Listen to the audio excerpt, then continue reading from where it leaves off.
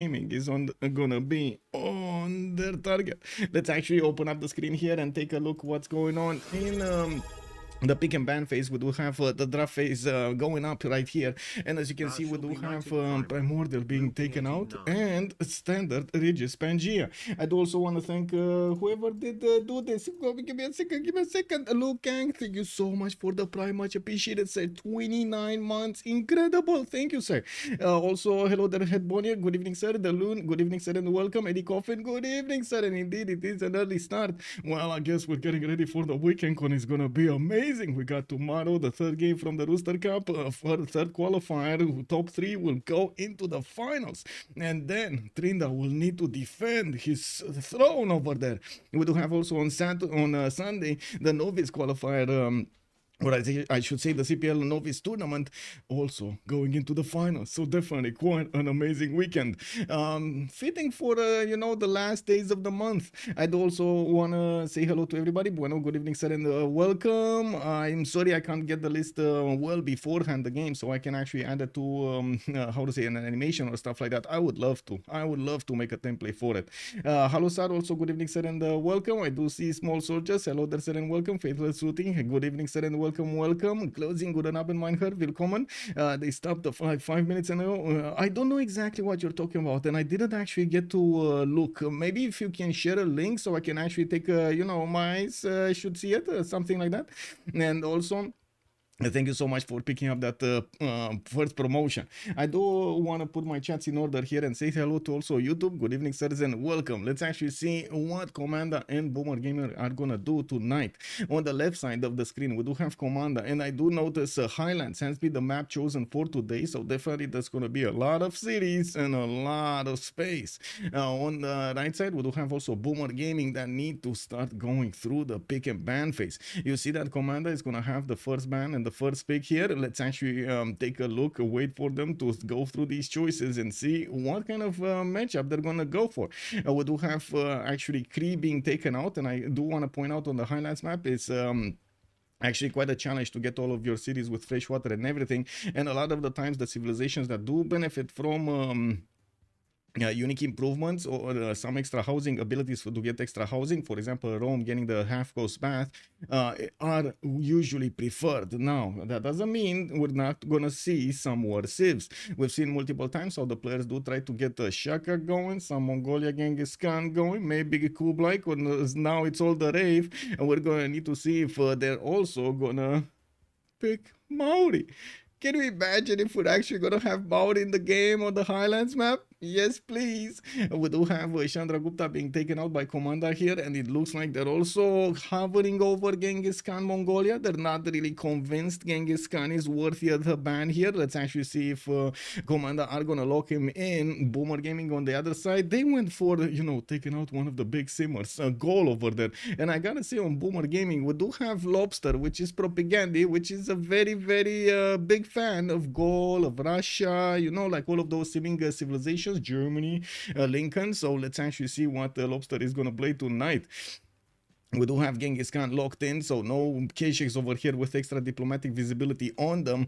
That would, of course, quite a bit of a stir, I gotta say.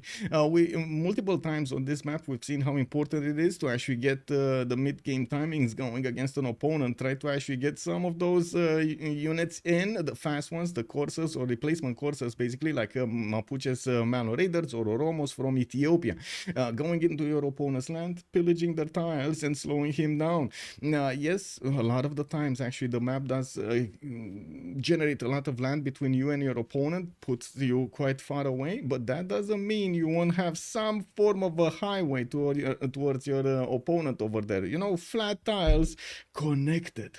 We do need to see, after Macedon has been taken out by Boomer Gaming, what Commander is gonna go for this. They have 3 more bans each team will have 3 more bans, and it looks like Ethiopia is also going to be taken out here. Let me actually turn on the AC, because getting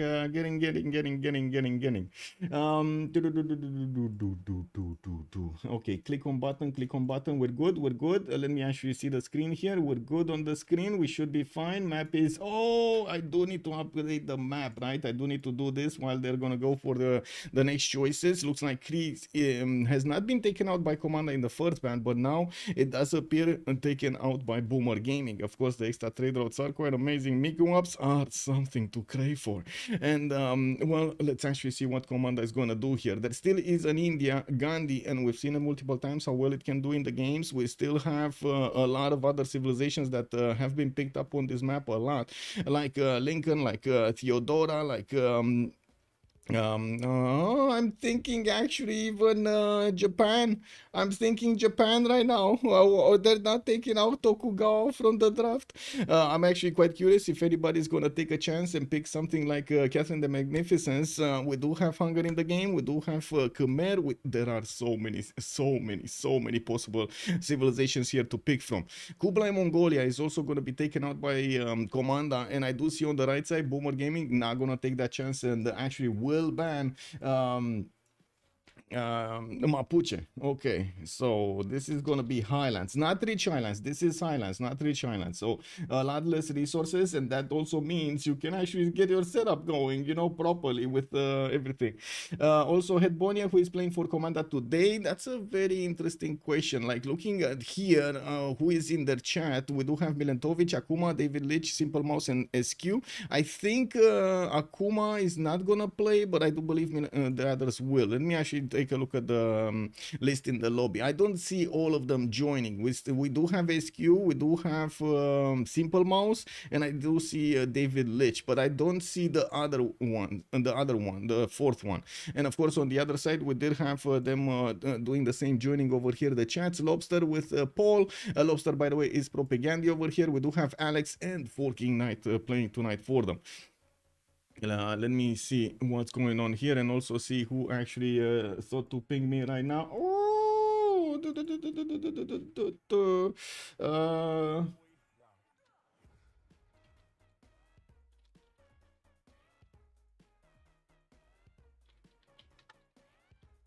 I'm trying to get enough players going for tomorrow's Rooster Cup, and from what I've seen, some of the players did not have time anymore, so we do need to actually replace. And I was asking players to message me if they do want to join.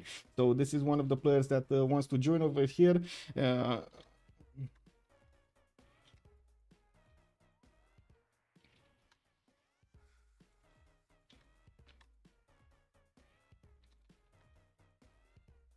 Okay.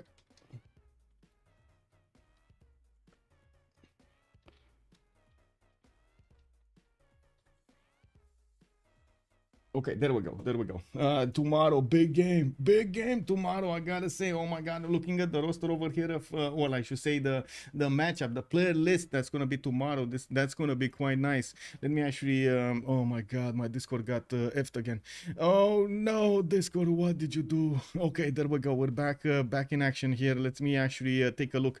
So let me give you a bit of an idea here. We do have Badjo, Nutria, Napoleon, Ando, Papachilin, Hazagi, Rage Rush, Falcon, FKDN, and Broccoli for tomorrow. Top 3 will go into the finals to actually meet Kyber, Paul, Malm, and also wait, there was a message. What? I'm pretty sure there was also, oh, there we go, Herson, Arjen, and Mr. Toast. That's what I was missing. Cake W, man. I was didn't remember exactly the order. So yes, we do need 3 more confirmations over here from the players, and still working on the list to see exactly who is getting in and who is not gonna get in. Who wants to play or who doesn't? You know, you actually need to how to say sign up first to have a chance, and then get through the qualifiers, and boom, you get to the finals. Kebor, hello there, sir, and welcome. Massive, yeah, it will be interesting. Also, Rafifi was saying 225,247 points. It's close, it's very close. Yes, it is. A little Korea Gaming. Oh, I do see they actually banned Maori. We do have Zulu on the right side also being banned by Boomer Gaming. Well, I guess I'm gonna cry less about Zulu, but Maori, man, I wanted to see some Maori gameplay. We do have the first pick over here of the day on Spain.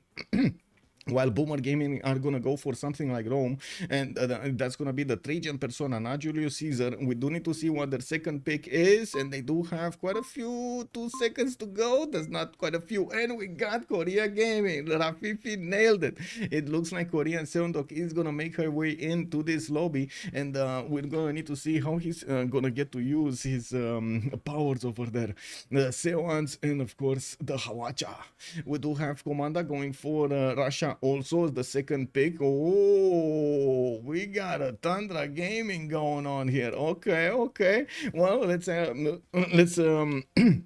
slow down a bit and take a look at their bans. So they do need to take out 2 more civilizations from each side, and then we're gonna need to see their picks in the next phase. When they're gonna get to pick, we do have Boomer Gaming actually needing to get their third pick, and then Commander is just gonna show us their full roster.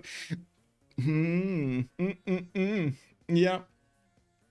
Okay, this, just double checking what I have on my left screen. Orpheus, good evening, sir, and welcome. Bonsoir, monsieur, bienvenue. Okay, let's see. Come on, Boomer Gaming. They're taking their good old time over here to get this going and select a civilization that they don't want in the game on the Highlands map. Like I said, the Highlands map, big civil map, not really damaging map, but it looks like they are trying to take out these civilizations that do have so much power with the mid to late game timings. As you can see, Gran Colombia is gonna also take the axe over here. He's not gonna be allowed in. Johnny Cashless, hello there, and welcome. Are there favorites for the match tournaments? I don't think so right now. I don't think we actually have. Well, I guess if you take a look by the results or the participation in other tournaments, you would say that probably Comanda are the favorites here because they participated already in the CWC. Now, on Boomer Gaming, we do have quite a few players that did also participate in the CWC, but under different teams. And now they did remake a team called Boomer Gaming, and boom, they're back in Division 2 over here of the CPL Premier League. Now, we do need to see how the synergy between them will actually work, and if they can actually get those strategies going. We're definitely gonna need to take a quick look on them during the CPL Premier League how to say timeline, and see how things are gonna evolve. It looks like we do have the last ban from Boomer Gaming, and that's gonna be ding ding ding ding ding ding ding ding ding ding ding. Lincoln? No, Canada. Oh my God, this is like the ding ding ding ding ding ding. You know that. Oh. Is it Canada? Is it Canada? They're gonna take Canada out. Total Unimodular, hello there, sir. Good evening. Also, Commander will have to take an England or Phoenicia. Wait, really? They need to? No, it looks like a last second choice over here. Switch up. We do have Scythia being taken out. And also, I gotta say, I'm finding it a bit weird that we do have Pericles appearing over here from Commander in the ban phase. It's been quite a while since we've seen a cultured victory being done by Pericles. Not saying it's impossible, definitely has a lot of potential over there. Biggest question is it happening anymore? You know, there still is Gorgo in the game if you want to get some of those Acropolises going anyway. We do have Tamar also half chosen, you know, selected, is being hovered over here over. Let's actually see if the hat is gonna say yes. Oh, looks like yeah, Tamar is not going through. Yeah, not going through. Also, I gotta say, should I keep the hat on or hat off? I guess now there are enough people over here in the chat that I could actually ask, right? Hat off or on? Let's actually see. 2 minutes and we're gonna find the answer here. Is it hat on tonight or is it hat off tonight? Hat on, man. Total Unimodular, yeah. I mean, you know, it is what it is. Let's Boomer Gaming are gonna need to get their third pick going, and of course afterwards Commander are gonna need to get their last 2. Also, Modo, good evening, sir, and welcome. Why do you deny us that beautiful hair? Exactly, that's what I'm asking. I mean, you know, I do what stream wants me to do at the end, right? I'm just here to serve, get some I would say entertainment going. Hungary is going to be picked up by Boomer Gaming. That definitely makes sense over here with its ability to levy those city states and send those units from far across the map is definitely going to be a good choice for them. We're going to need to see if he does have rivers to actually benefit from his Pearl of the Danube bonus, and how is he going to get to use his Hussars and Black Armies. On the left side, Commanda are going to need to go for the third and the fourth pick here, and we do need to give them quite a bit of time. Sometimes the teams actually think of them in order anyway, like coupled together, and they're gonna pick it really quickly. Sometimes the teams are dragging the time down until the last second. It looks like this time around they're actually gonna hover over Montezuma, which is definitely a strong pick on this map. I do have to point out Spain is gonna get the gold. We do have Russia that's not gonna get the gold, like, let's be real about this. And then Montezuma might actually get some gold of his own. Not too much though, like it's not one of those, oh my god, 700 gold per 10 civs. It's not gonna go that high. Now we do need to see if they're gonna try to balance everything out, especially Russia, right? Balance Russia out, because it definitely won't have the gold. On the right side, yeah, Boomer Gaming will have Rome and Hungary for the gold. That's definitely gonna be enough gold for them. Korea, yeah, gonna eat some gold over there. I'm pretty sure he's not gonna have that many trade routes. Wow, winning by 1 point to keep the hat on. Incredible. Whoa, whoa, whoa. Mike's hat is a Civ staple. Whoa, that's interesting. Maybe a Cleopatra. Yeah, Rafifi makes an interesting point here. It looks like they went for Niedersha to have that extra +5 punch against the full strength units. And of course the size that he's gonna get from his trade routes. Now, we do need to see how Boomer Gaming are gonna try to get their fourth going here. Now, we're just a few seconds away from finding out the full roster of this game. Full roster. Oh, I do see Akuma did actually join the lobby, by the way. Akuma did join the lobby. So let me actually scroll up over here and take a look. I think, so if it's Akuma going in, we're not going to have Milantovic. Yeah, I think Milantovic is actually not going to be here. Because I do see most of them actually joining. Shedinja is going to be...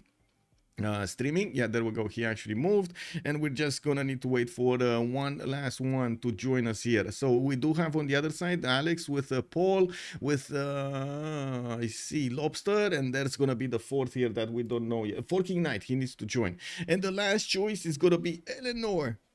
Wait, is this the French Eleanor? Or is this the other Eleanor? Is this... Wait. Whoa. Whoa. Let me actually take a quick pick over here on Eleanor. See her hairdo, because I don't remember hairdos. I'm sorry. I don't have that kind of a memory. Let me actually take a look at the hairdos. Where is Eleanor, and why can't I see her? Yeah, it's not France. It's England. Okay, we got Eleanor England showing up here. Okay, it's fine. It's fine. That's England. Yeah. No, it's not France. It's England, actually. Also, Small, good evening, sir, and welcome. Small Soldiers, good evening, sir. Firexy should include the hat as an Easter egg somewhere in Civ 7. Man, that would be insane. That would be insane. I would basically die with honor. It is what it is, man. I got them backwards in my mind somehow. Yeah, same. I mean, it happens to me, Pelican. I've also, that's why I always want to double check, because sometimes, yeah, you know, the mind goes crazy. Anyway, hello there, Urek. Good evening, sir, and welcome. Also, Graku X, good evening, sir, and welcome. There is only one answer. Yes, that is true. One answer. Well, I guess we do have some viewers over here that really likes to mince words. No, it is what it is. Let's actually see who is gonna get the priority here in the chat, in the in-game screen. We do have Swatik with Peter on the top slot. It looks like Paul is gonna go for Matthias Corvinus second one. Alex is gonna go for Rome. Akuma Montezuma. Forking Knight did join the lobby, and he's gonna need to pick his Civ. Simple Mouse is gonna go for Niedersha. David Lich on Philip II, and the Lobster is gonna go for Eleanor of Aquitaine, England. Well, let's actually see if he's gonna get those amphitheaters going, and of course make stuff happen. If I remember correctly, the last game that we did see Lobster actually playing Eleanor of Aquitaine was like last year at some point, and it wasn't the best game ever, but there were quite a few BBG updates since then, so maybe we're gonna see a different gameplay. Here, definitely looking forward to see what he's gonna go for. We do have them joining. Let me actually double check my 0ms, so we don't have actually any problems in the lobby. Should be fine. And yeah, there we go. Did you guys already play the last semi-final of the Ironman FFA? It's tomorrow, so tomorrow it's gonna be played. 1800 GMT, we're gonna have that going. With the large leader roster in Civ 7, maybe we can have a Michael DLC leader for Romania. Oh my God, yeah. Michael the Brave, huh? Michael the Brave, yeah. Honestly, it would be insane if they make a bear DLC, Bear Scout. That's all I want. A bear scout. You see a man over there, a tiny man, and then a big bear next to him. That would be so fun. But anyway, that's probably gonna be modded in. I don't think I don't even think about asking this directly to Firaxis. Now I want as much as I can, and of course respect their creative how to say process over there. We do need to let them cook, right? We need to let them work over there, and yeah, maybe later on down the road, maybe we're gonna have something made by the modders. Man, a Civ streamer leader mod would be kind of awesome. Yeah, I think so. Papas, good evening, sir, and welcome. Let me actually click on buttons over here to do some stuff really quickly. In the meantime, please chat. Tell me if you want me to actually go left or right. Go for Forking Knights Sundok or go for Excuse Russia. On the left side, we do have Boomer Gaming. Oh, Boomer Gaming. And let me actually put the titles here. It says we do have a few seconds. Okay, and on the right side, Commander, which is basically like team. If I remember correctly, this is basically like team, right? That's what it means. We're going right. Oh my God. In a single line over here, we do have Kenzie and Rafifi immediately calling out for the right one.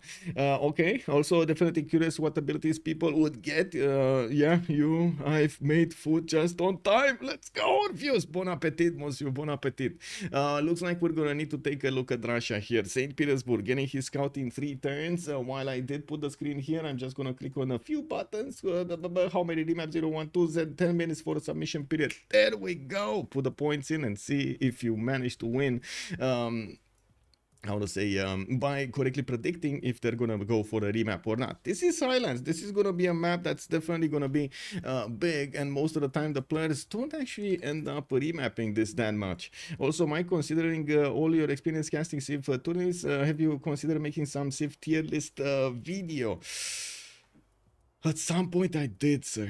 At some point I did. But I don't know if I want to do it. Like, it needs to be updated, constantly updated. Because, for example, in the first week of a release of the mod, there's going to be a Civ tier list. Then in the second week, it's going to change because the players are going to find something incredibly broken in the new one. Then in the third one, it's going to change again with other different things. And of course, the power levels are going to be there. It also would require me to actually go and play every civilization because I won't stand the assumptions that it requires. I want, me personally, like my brain is just not gonna stand me saying that Civ is better than the other one without me actually having the experience firsthand to actually take a look at it. So that's one of the reasons. My OCD here is just not letting me. We do have Scout in 3 turns coming out from St. Petersburg. This is going to be an insane amount of chops here for him. 1-3s everywhere. He does have a deer tile, one and a fur tile, 2 fur tiles. I do see he's going to have more deers on the left side. That's going to be an interesting goddess of the hunt if he wants to. But man, just look at this. Just look at this Earth goddess. This is just too good to be true. Anyway, we do have him also with a decent amount of fresh water from one tile lakes to the left and to the right. This is gonna cause a bit of an how to say, a bit of a problem, but it shouldn't be that big of an issue. To the northwest, he does have Hungary here, and that's gonna be his opponent. Paul is gonna have the direct access to Russia's St. Petersburg city. We do need to move forward here and take a look at Montezuma. Where is he and what is he doing? Montezuma is here. We do have him with a continent split right side, and we've seen how important it is for him to get as many amenities upgraded as possible. Also, it's a lake of fun. Yes, Moto. Yes. Woo! I made it home just in time. For Daniel, good evening, sir, and welcome. Protect the appeal. Exactly. Tenochtitlan with a 2-3 deer tile in the capital, already working it. He's getting his scout out in 3 and moving his eagle warrior towards the north. Akuma is going to play Montezuma tonight, or Moctezuma, not sure exactly how to pronounce him. And by the looks of it, he's gonna have a decent amount of freshwater cities over here. I do see 1, I do see 2, 3, 4 over here directly on the sugar tile. He could place another one on this lake over here to the right side. So yeah, you know, a decent amount. I didn't say amazing amount, I said a decent amount. Let's actually see how he's gonna try to get everything else set up here, because I'm pretty sure he's not gonna stay on 5 cities. We do have him also to the right side of London. That's going to be one of his opponents, and to the north of Spain, that's going to be his ally here, and we might actually see him try to get a city as far to the south of as the sugar tile, so he can trade with Madrid. Now this is going to be a cross-continent trade, and that's going to be amazing. We do have him also with 3 continents here that are going to need to be settled. David Leitch is probably going to be very happy. He's going to have that extra amenity there.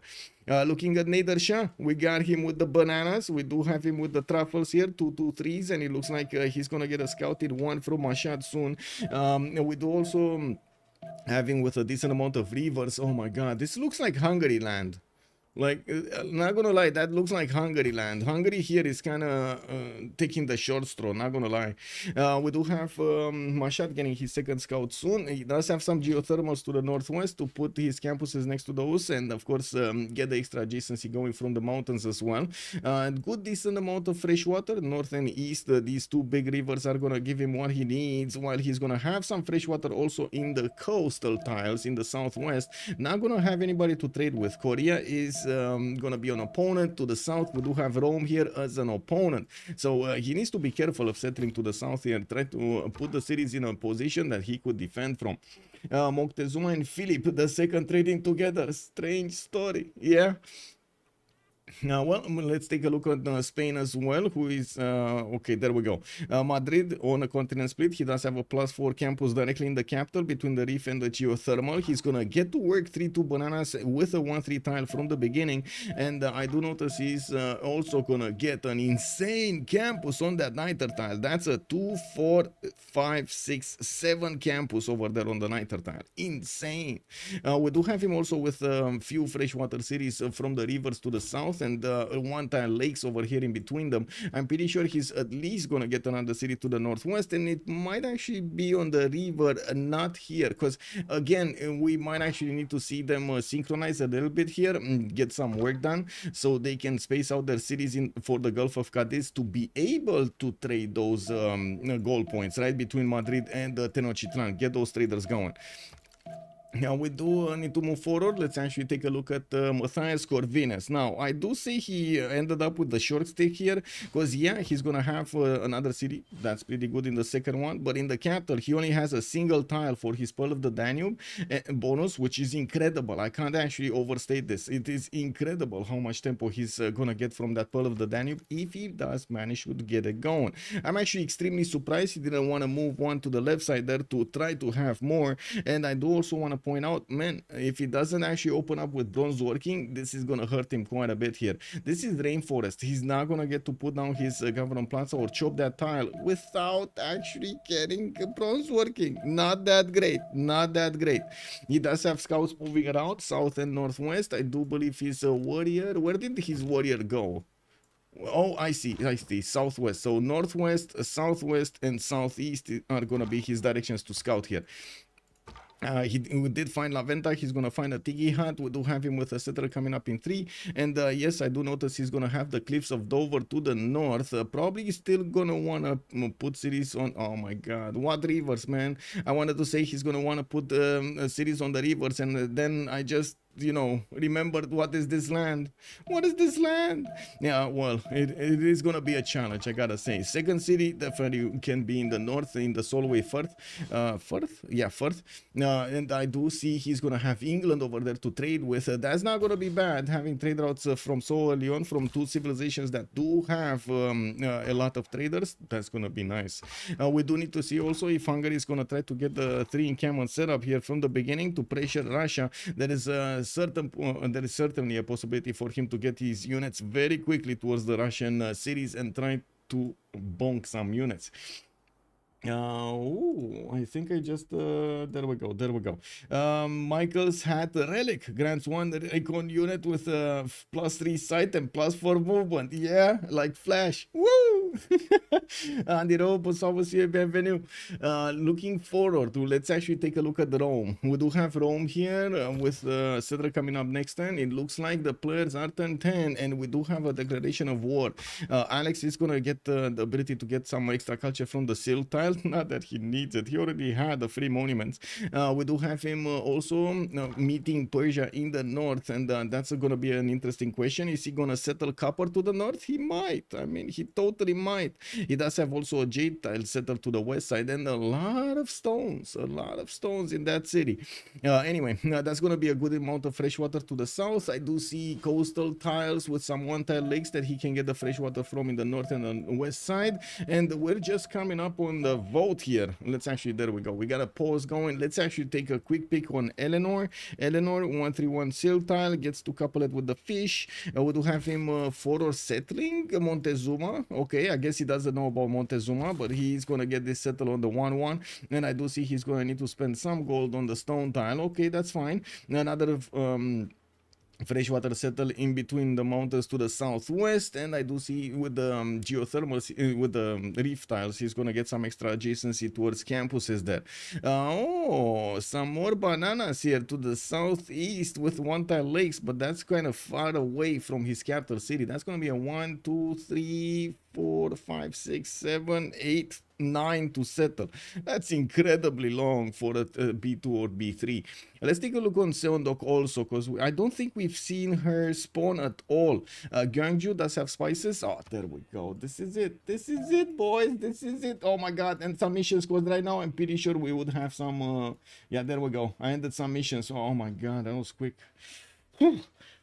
That was quick on the buttons, man. Did you see that? Oh my god, incredible.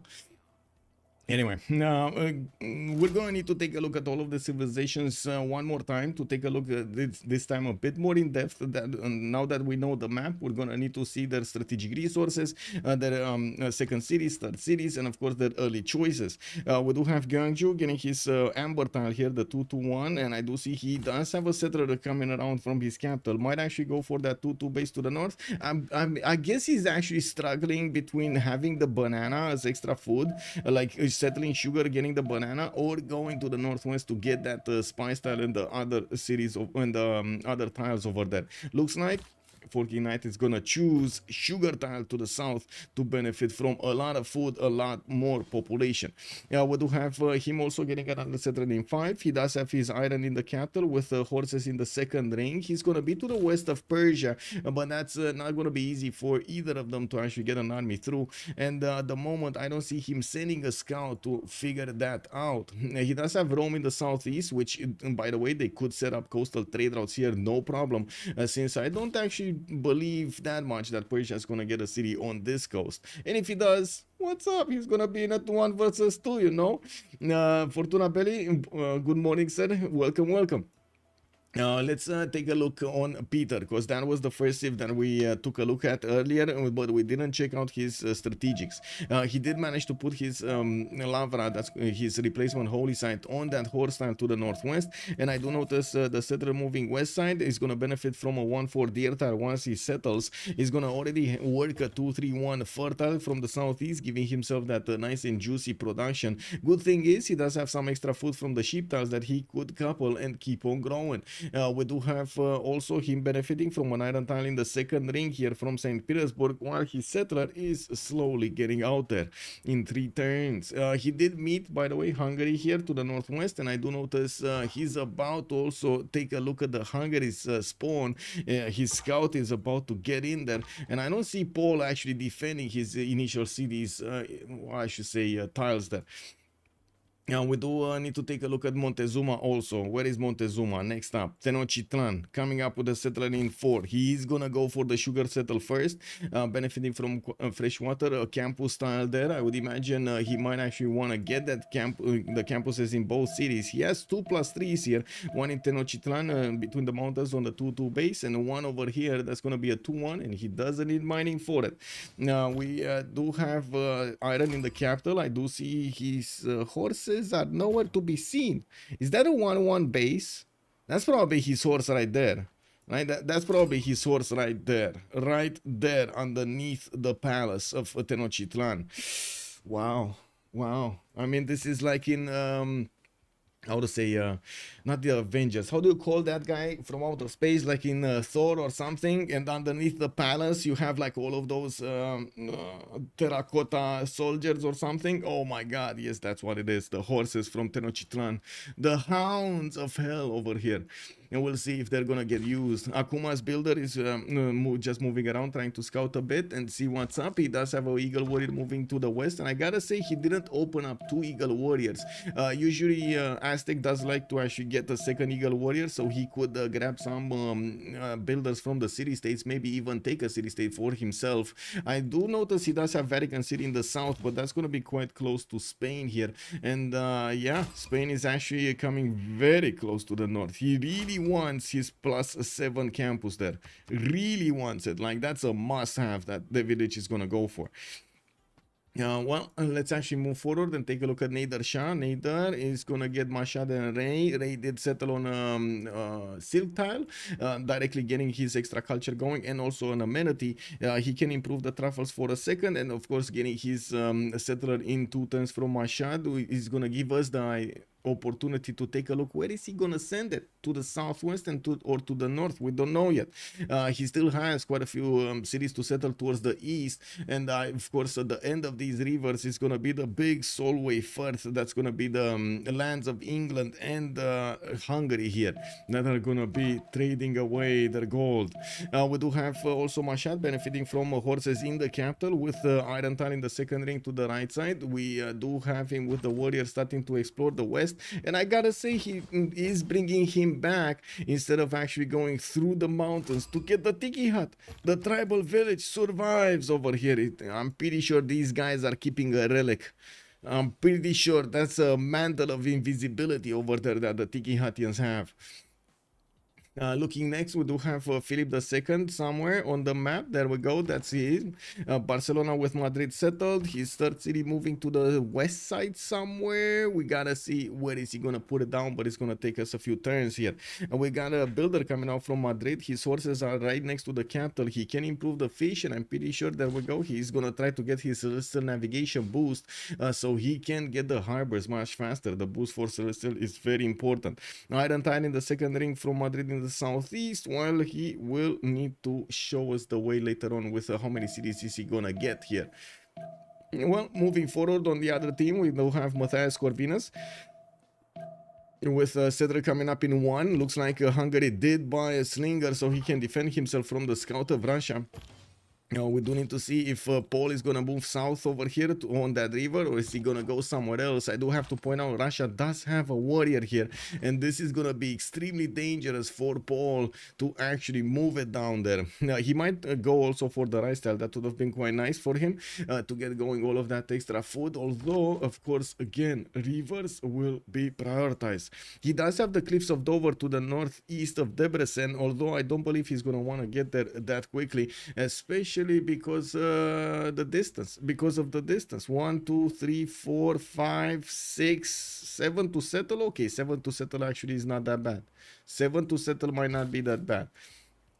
Can he get there though? Where is he moving? Where is he moving? Where do you guys think is he gonna move? Is he gonna move south? Is he gonna move north? If he moves south, he's dead. I gotta say, if he moves south, he's dead. Like that settler is gonna die. But I think, oh my god, he's moving south. Oh my god, he's moving south. Oh my god. Boreal, good evening, sir, and welcome. I do have to point out, Paul over here is gonna meet the warriors of Russia on the battlefield, and the scout that just went onto the rice tile. Oh my, oh my, oh my. This, we don't know. Is he gonna go? I think he's going rice tile, right? I think he's going rice tile. The next move is gonna be rice tile. This is prediction time. Is the settler going to survive? There we go. Oh, I said survive and I wrote survice. Okay, there we go. Yay or nay? Yeah, let's put it for 2 minutes. We don't have that much time, so put your points in and let's see if Paul is gonna manage to successfully keep his settler alive.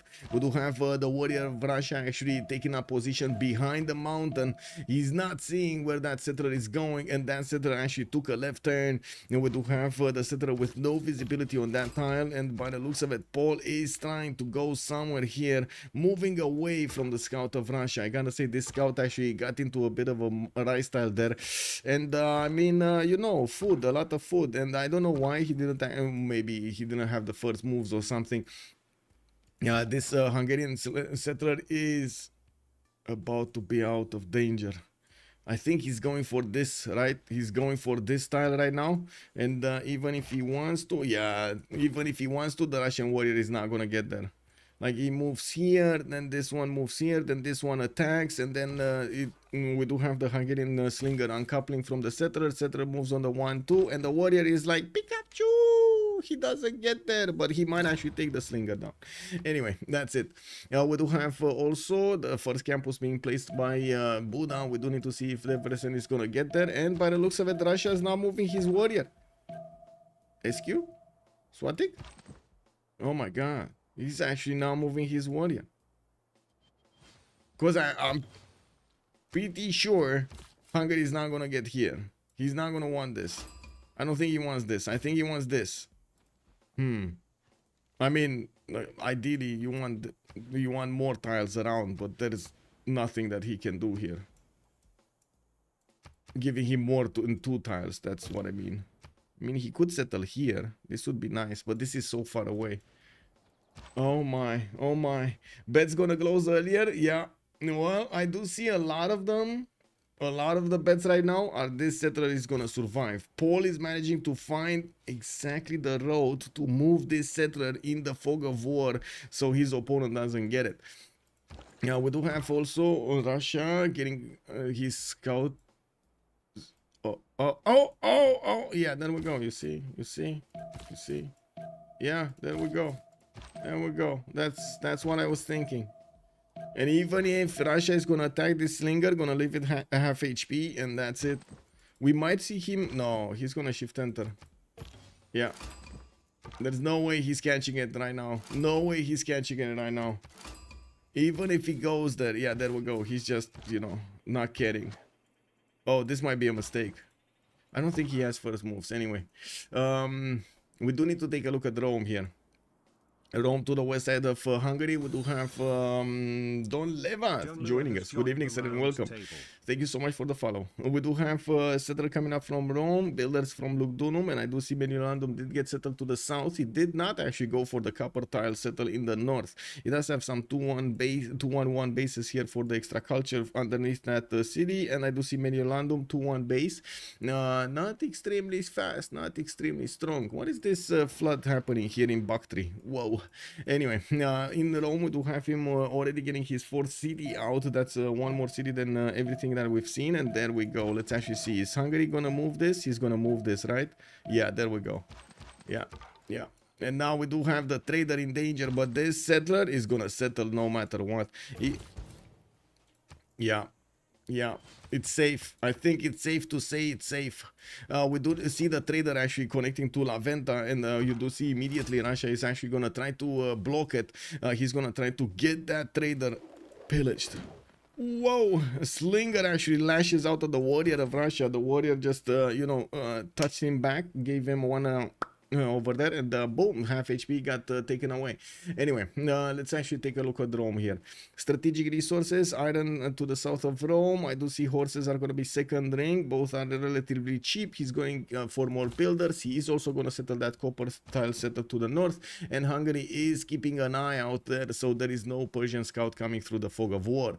Looking at Lobster, we do have him on 3 cities. All of them, no, not all of them, on freshwater. Manchester did get settled off fresh. He's benefiting already from God of the Sea as a pantheon, and I do see he's getting his 4th and 5th city out quite quickly.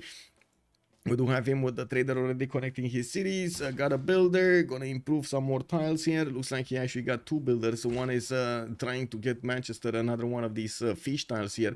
And of course, we're going to need to see how he's gonna try to get his setup going with his Gavron Plaza. Magnus Internals here is gonna be the name of the game in London. While I do notice he has some galleys moving around, trying to figure out if he does have a city-state to take out. Doesn't look like he does. Sheltus, thank you so much for the tier 1 sub. Much appreciated, sir. Retained his knighthood for 18 months. Oh my god, we're actually gonna pass 70. We're gonna pass 7. Oh my god, we're gonna pass 70 for September in the plus goal. Yeah. Oh my god, Colgananas also, Bosomus, bienvenue. Hello there, sir. Welcome, welcome. The Beasley, also good evening, sir, and welcome. I did see 3P Rex. Hello there, sir, and welcome. Welcome to the ping show. Sitting out a hurricane with Onspot and chat. Woo, woo. Oh my god, we got a bop going. England, see the other side of the coast, only the desert. Yeah. He sees only the desert. There are some huts here that are on the coast that he's gonna get to grab. And let me actually take a look what's going on here. Looks like the trader actually took a right turn, and the Russian scout did not get enough experience for his promotions. This slinger can actually take it out next turn. We do have the warrior also not having enough health to withstand this attack. It does seem like Paul did manage to outmaneuver over here his opponent Russia. Yeah, we do also have some monuments coming around from Hungary. He did start to improve his plantations with the silk tiles getting in here. I do also notice his bananas are gonna need some improvements. We do need to also move on Seondok. By the looks of it, Gyeongju, Gwangju, and Sangju are gonna get the cities worked here. We do have him getting his 4th and 5th settler out from Gyeongju and Sangju, and this is gonna be extremely confusing if I'm gonna keep on saying these names. We do have him with a slinger that's coming out from the northern city, so he can push back that level 2 Moctezuma scout. Look at this scout, man. Sentry. Whoa, he got the sentry. He didn't get the other one. Okay, faster movement on hills, but no faster movement on forest. Okay.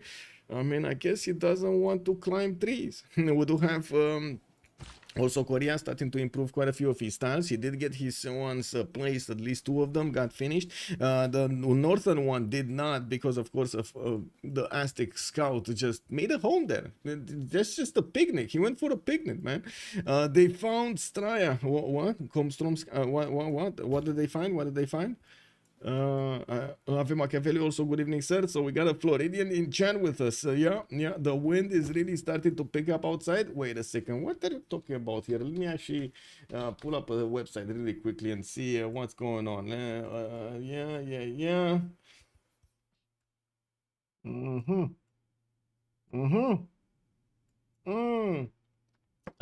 This little thing, come on, man. Okay, I see what he's doing. So just to give an idea of what we're talking here in chat, this is what we're talking in chat here. And I think there were some extra things that I could do here. Oh, there we go. I could actually see how far away this is lashing out. You see the eye, and then it's lashing out with, woo, we got some also lightning strikes here to the south. Interesting. Yeah, very nice, very nice. I love, by the way, these maps. They're incredible. If you guys watch them, they're incredible. Helen, it's coming. Helen, yes. England, see that?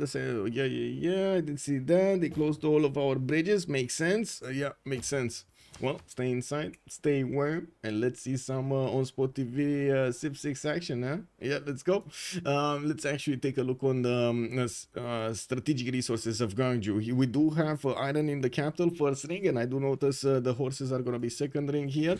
Now, by the looks of it, the settlers are coming out soon, and of course, we're going to need to see him push back that scout from the north. Montezuma is not that close. I mean, that scout got there because he's fast on his feet. It's like Flash. But other than that, I don't think Aztec is gonna get an attack maneuver against Korea anytime soon. We do need to also take a look at the city-states, but I do want to jump around here and see if they did get some more pantheons. Stone circles on Aztec, okay. We do have religious settlements on Spain. We did have Earth Goddess picked up. I mean, that was just, you know, default choice over here for Russia. He did get his Lavras out and working on his shrines. He did also manage to get his first religion, feed the world, and lay ministry. So he's gonna get the food from the shrines, the food from the temples, the faith from the holy sites, and the culture from the theater squares. Okay. Well, next up, let's actually see. Hungary did go for God of War and Plunder. He's gonna get more of these points on his commercials of merchants, not to mention more of those general points if he actually puts down an encampment. God of the Sea, we did see on Eleanor. We do have Nader Shah on City Patron Goddess getting the 40% towards the first district in a city. He already has 2 commercials finished. He's gonna finish a 3rd one in Bakhtri in the next 2 turns. Rome did not get a Pantheon. We do have him getting his own commercials out, and as you can see, it's just a few turns late here to get them going, but I do have to mention he did get 4 cities. And well, yeah, we're gonna have a need for a lot of trade routes here. He also does have a builder to start improving some of his tiles in the capital, and I'm pretty sure he really needs to start improving his strategic resources. No Pantheon yet, also from Korea.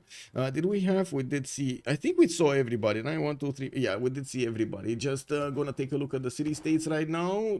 Johannesburg with Singapore for the industry. I do want to say the settler also. I just realized I didn't actually click on this to give you the points for the previous prediction. La Venta with Yerevan, Vatican City, and Jerusalem will be providing some religious bonuses, and of course Russia is gonna be extremely happy because of so many city states here. We could see 400, 500, even plus faith per turn from Russia because of how many city-states with faith points are here. Akkad and Volin will be the military powers. I do see Cahokia and Zanzibar will be providing some gold, and again Zanzibar, big city over there with so many extra amenities that you can receive. There is only one science city-state, Taruga here. That is, where is Taruga? Is to the north of Aztec. I do notice he's gonna be in range of taking it out if it gets converted by anybody else from his opponents. In the meantime, most of everybody started to get their setup going. We do have Aztec with Magnus internals, with commercials coming around. Moksha internals for Spain. He's already getting his internals going, and I do see he's going for the 4th and the 5th settler quite quickly, working on his harbors here. Looking at the era score, we should be fine. By the looks of it, we only are missing 1 point for the Forking Knight, 1 point for Lobster on Sundok and Eleanor, so that should be good to go. And I do also want to mention Spain did leave that city for the sugar settle on Aztec.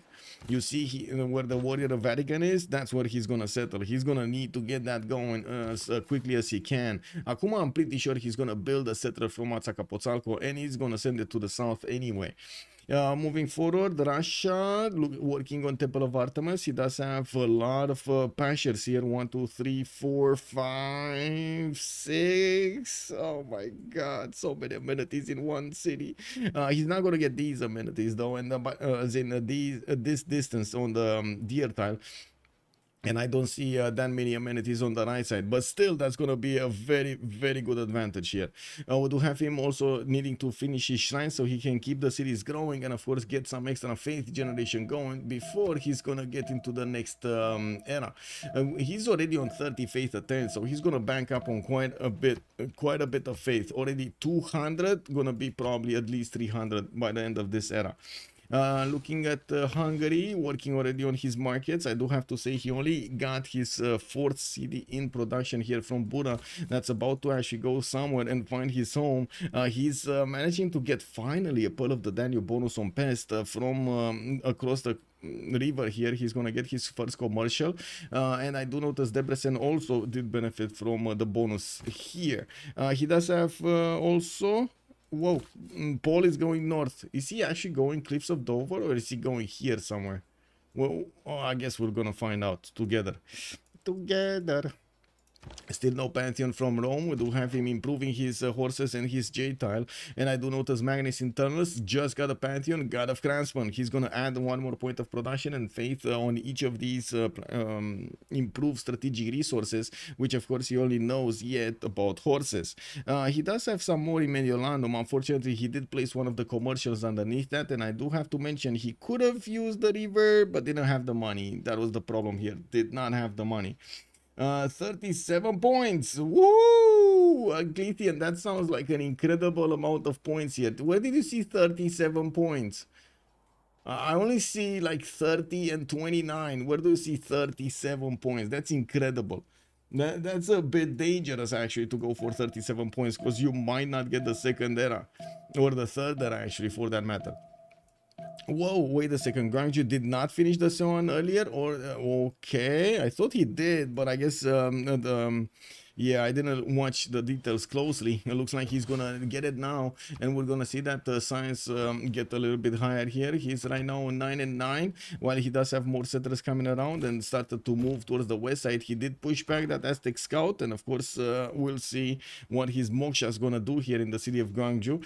Okay, fifth city also moving from Sangju to the south. Looks like he's gonna go for the floodplains, which are gonna give him so much sugar, so much food here. That's a lot of food. That's too much food, I would say. Okay, so Russia, Hungary, possibilities for some aggression here. We got Montezuma and England. Montezuma is bringing a city to the west side. England is also bringing a city to the right, so they're gonna creep closer to each other, giving them the opportunity to actually lash out at each other. We'll see how this evolves. I do notice Lobster is gonna get his Gavron Plaza in 2 turns here from the capital. He placed it to the right side, while he already did manage to get the harbors out from London. He does have 2 more Royal Navy dockyards coming out from Manchester and Sheffield. We did have him improving his sword style, getting a truffle improved, and I do notice he does have on the coast 4 of these resources already improved. The coast to the north is going to give him quite a bit of safety if he wants to, but unfortunately there's so much desert over there. That's going to be expensive. He does have some cities like this one on the right tile, which will benefit from very good tiles anyway to work, even if there is a little bit of desert on the right and on the left. And I gotta say, you know, a little bit of desert might not be that bad. You get the pyramids going and you're happy right afterwards, right? Never. I place a hub on river with Mediolanum. I won't spend money for winning 1 gold a turn. Yeah, I see. So you would never get that. But maybe, you know, if that was already in your borders, you just switch around a little bit. To the switcheroo and get it going there. No, Kolga. Why in the hell doesn't civilization ever name a river Thames, the most famous river in all of the British Isles? So Machiavelli is asking us a question. I don't know, sir. I don't know. It is what it is. Yeah, we do have builders coming up from Rome here, still needing to finish his commercials and get his merchants going. I do notice he's also selecting Moksha over there to go in the left city, while I do see in the merchant screen Persia is already working 3 points, Hungary is on 2, Rome is on 2, Aztec is barely on 1. Who did pick up God of War and Plunder? City Patron Goddess over here, Montezuma, no stone circles, this, religious settlements, Hungary was the one picking up God of War and Plunder. And I do see him actually getting a granary in Debrecen there, while in the city of Pest he's gonna still need to finish his commercial in 2 turns. He did manage to get those plantations improved, already got the tea tile and the silk next to Debrecen, while he does have also the gold from the banana. It does seem like he's going for that geothermal settle to the northeast of his capital, while of course I do see an English boat coming from the north to breach the fog of war here and allow them to trade coastally. Next turn we're gonna have the players going into their golden ages, and we're gonna need to see what kind of bonuses they're gonna get. Oh my god, good thing Athena is not here, because we got an insect, a flying insect moving around. Oh, no more flying insect, never mind. He went into the trap, the honey trap. LGS, hello Dersen, and welcome. I saw that 3 of BG didn't have their points for golden when you showed 2 turns ago. What about now? I just showed it on the screen. Everybody got the golden age. Yeah, everybody got the golden age. But strangely, Garonne isn't here for France when it's one of the biggest French rivers, and Assault Strecht is also in France. Yeah. And where's the Danube? Do we have the Danube anywhere? Danube playing? No Danube playing. What is this? This is the Zajiva River. Wow. No Danube over here for Hungary. Imagine that. No Danube for Hungary. Wow. Okay, well, it is what it is. Let's actually take a look from Seondok this time around. For Pembrush and Voice Golden Age as a choice is 11 science with 17 culture. I gotta say this is kind of weak science at the moment. Usually we do see a lot more on Korea. We do have him getting his 4th city out. 5th settle is about to settle also in between all of those sugar tiles, and he didn't pick up a Pantheon. He could go for Lady of the Ridge and Marshes and get an incredible city to the south of Sangju. We do have him working 2 turns for Gavron Plaza, and I do notice he still does not have his sources improved. He's gonna need to get them improved. He does have a builder. I don't know what this guy is doing, but it looks like he's big chilling instead of going to work here. Okay, now he moved. It's fine. Okay, he moved. It's fine. And we got Eleanor. Let's see. God of the Sea, Pembrush and Voice Golden Age. He's on 9 science and 16 culture, and I do notice he's on 26 gold at 10 with 44 production. He's gonna get his 4th city soon. I'm actually quite curious. Is he going to just settle in place, or is he gonna move one? What do you think, guys? Is he? I guess we'll see. We'll see. I do see the 5th city is actually going for that settle I was pointing out on the truffle tile to the southeast of London, and he is going to go for audience chamber as a building, a specializing building of choice in his Gavron Plaza. Well, moving forward, let's actually see Alex on Rome. We do have him with some builders moving around and improving stuff. He did get a slinger to help him push back these Hungarian scouts from his land, while he's working on getting his markets going so he can get the extra trade routes. This is kind of late though. We got Moksha in 2 turns in Lugdunum establishing. Of course, he does have 1 trader working in Rome, and I do see Lugdunum is placing down the pyramids. This is going to delay him a bit from the market, but it might be worth it. We do have, oh, the market did actually finish in the commercial of Lugdunum. Never mind, I stand corrected over there. He did get it going, and of course if he does manage to benefit from pyramids, this is gonna be very nice. 1 extra builder charge on each of his builders with a free builder. Ooh, don't mind if he does. Now we do have him on 12 science and 26 culture, 24 gold at 10 with also 44 production. Let's take a look at Matthias Corvinus. God of War and Plunder getting a campus. He did well, the campus that he replaced a long time ago. He did get his Gavron Plaza on that rainforest I was talking about earlier, so he did actually discover his bronze working. Now all of those district discounts just poofed in the air. We do have Debrecen getting an encampment. I do see Estergom going for another campus, and looking at his stats, he's 11 science with 24 culture, 42 points of production. Iron working in 3 turns with games and wrecking 3. Now I do notice he did levy the city of La Venta here, and of course got a free envoy from it. He might want to get some swordsmen and just keep moving to Russia, you know, bonk that city. Everybody got a golden age. Yes, they did. Yes, they did, sir. Looking at Philip, we do have him with a Pembrush and Voice golden age on. Whoa, he didn't actually leave Montezuma to get that city. He got the city of Toledo going. Okay, I mean, okay, I was thinking maybe we got to Reinas here, but it looks like David Lich doesn't want to share that Reina gold. We do have Barcelona getting his harbor out in 3 turns here. He did not go for the campus first, but of course he does have when he's going to hit for pop that possibility. Audience Chamber is going to be the name of the game with Moksha opener for Madrid, 10 science with 25 culture, and of course 38 points of production. 5 cities strong here. He definitely needs more lighthouses so he can get more traders. Only has 1 worked right now. Looking at Niederschar, 17 science and 19 culture, still on 3 cities. He did get City Petriangares, and I do see his Gavron Plaza is gonna beef up these commercials in between Mashhad and Rey.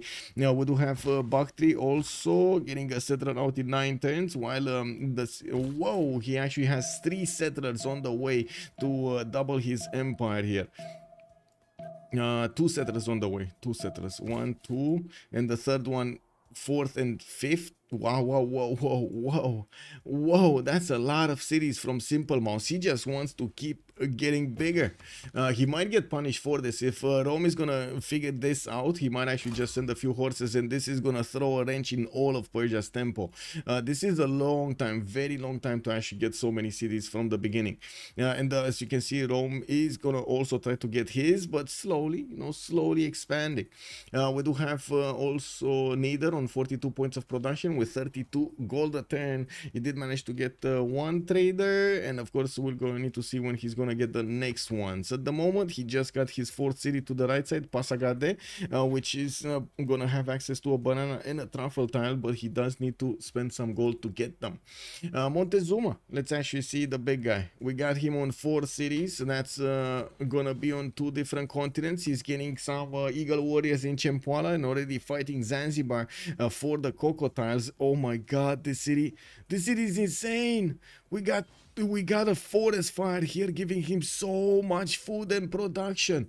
Bad thing is not his, but I'm pretty sure he's gonna go iron working soon and gonna get these Eagle Warriors to keep on bonking, taking builders from his from that city state here. Tenochtitlan is getting his chops going, markets coming around. He did get one of these campuses in Tlacopan, +4, and I do notice in Azcapotzalco, well, he did have the opportunity, but he went for the market first here, so he can get that going. Makes sense, total sense. We don't have any iron improved at the moment, and I don't see, of course, him benefiting from bronze working tiles. We'll see when he's gonna get that going. 14 science with 25 culture, pen brush and voice golden age, no deviation right now, but we're gonna get to Russia and he's gonna get monumentality, right? Yeah, monumentality. I do have to say Akuma does have the most production in the game at the moment with 57. That's the most raw production, because the most production is definitely on Peter with the 48 plus the 48 faith. We got some horses coming out from Russia. Looks like they are going to try to bonk against La Venta and take that city away quickly. I do also notice Russia is going to have a good amount of chops here to not only allow him to get the chops on the settlers, but also on his units. Kazan is going to get Magnus, and that's going to give him more yields here, 50% more from each of the chops. 1, 2, 3, 4, 5, 6, 7, 8 chops, possibly 9 chops in just one city. Do see he didn't actually want to wait for Magnus. He just wanted to get the chops going, send those units as quickly as possible to La Venta, which I gotta say it's already getting spearmen to defend it. And by the looks of it, the Russian archers, yeah, you know, they don't really have a shooting solution on the Hungarian warriors. Also, it shouldn't be that long until Matthias Corvinus is gonna get them into swordsman, and they're gonna be stronger than the Russian units. Russia is also gonna start working on more settlers here and more horses. I do notice 2 more are in the build queues from St. Petersburg and Kazan, while his 4th city, 5th city, 4th and 5th city are going towards the north. We gotta see where is he gonna want to get all of these cities going. Looks like he's gonna have some more non-fresh water anyway. He can't really move around it, right? He can't give, yeah, he can't move around this. Oh well. Russia is going also for bronze working with 10 science and 19 culture. If he's going bronze working, he definitely wants to get his iron worked and at the same time put down an encampment from somewhere so he can get a general. It's a must, especially next to Hungary's units here. La Venta is starting to pump out some more units, and I do notice Russia already threw some arrows at that archer, taking a bit of health away from him, while Hungary will need to actually get to upgrade his units. I'm not. Oh, there we go. He actually does have iron, not improved, but it's underneath the campus, so he's getting that going anyway. I just noticed a great person has been recruited. That's going to be Hungary, benefiting from Zankian with an extra trade out capacity. Yeah. Now, how is work ethic in multiplayer? Is it not picked that often? No, it's picked, but it doesn't give you the bonuses from the base game. It doesn't give you the adjacency boost. It only gives you +2 production on shrines and +4 on temples. It used to give you +6 on prasas, but they fixed that because Khmer was too strong afterwards. Like, imagine 2 extra points of production were insane.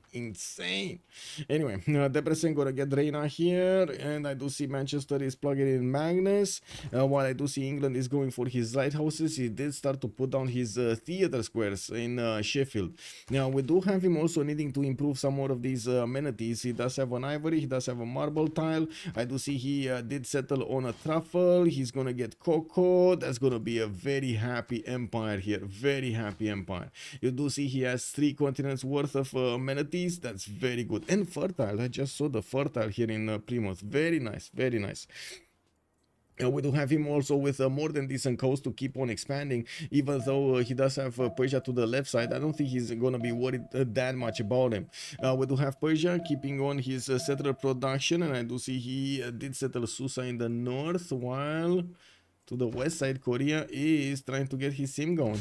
Did we have pyramids finish? Yes, we did. Rome did manage to chop that, and we do have the settlers coming around. He placed his Gavron Plaza, and now I don't see. Oh, I do see. He's going for Ancestral Hall here to try to get as many cities out as possible with that extra builder coming around. And of course, wherever he's gonna, well, I gotta say he's not going to benefit from the extra production towards settlers. That's a bit unfortunate from Ancestral Hold, but the extra builder is still worth if you do need a lot of cities. Korea did start to also recruit some of these scientists. I do see Euclid has been picked up. We do need to see when Hypatia is going to be available for them. It's just Aryabhata, the next one, and this is not one of those craved ones.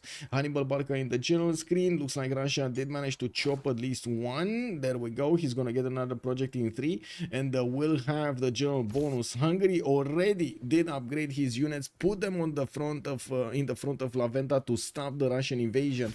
And we do have swordsman coming around from Pest as well, but I do have to say these levied units do have an extra +3 combat strength from the Raven King trait, which is gonna make them much stronger.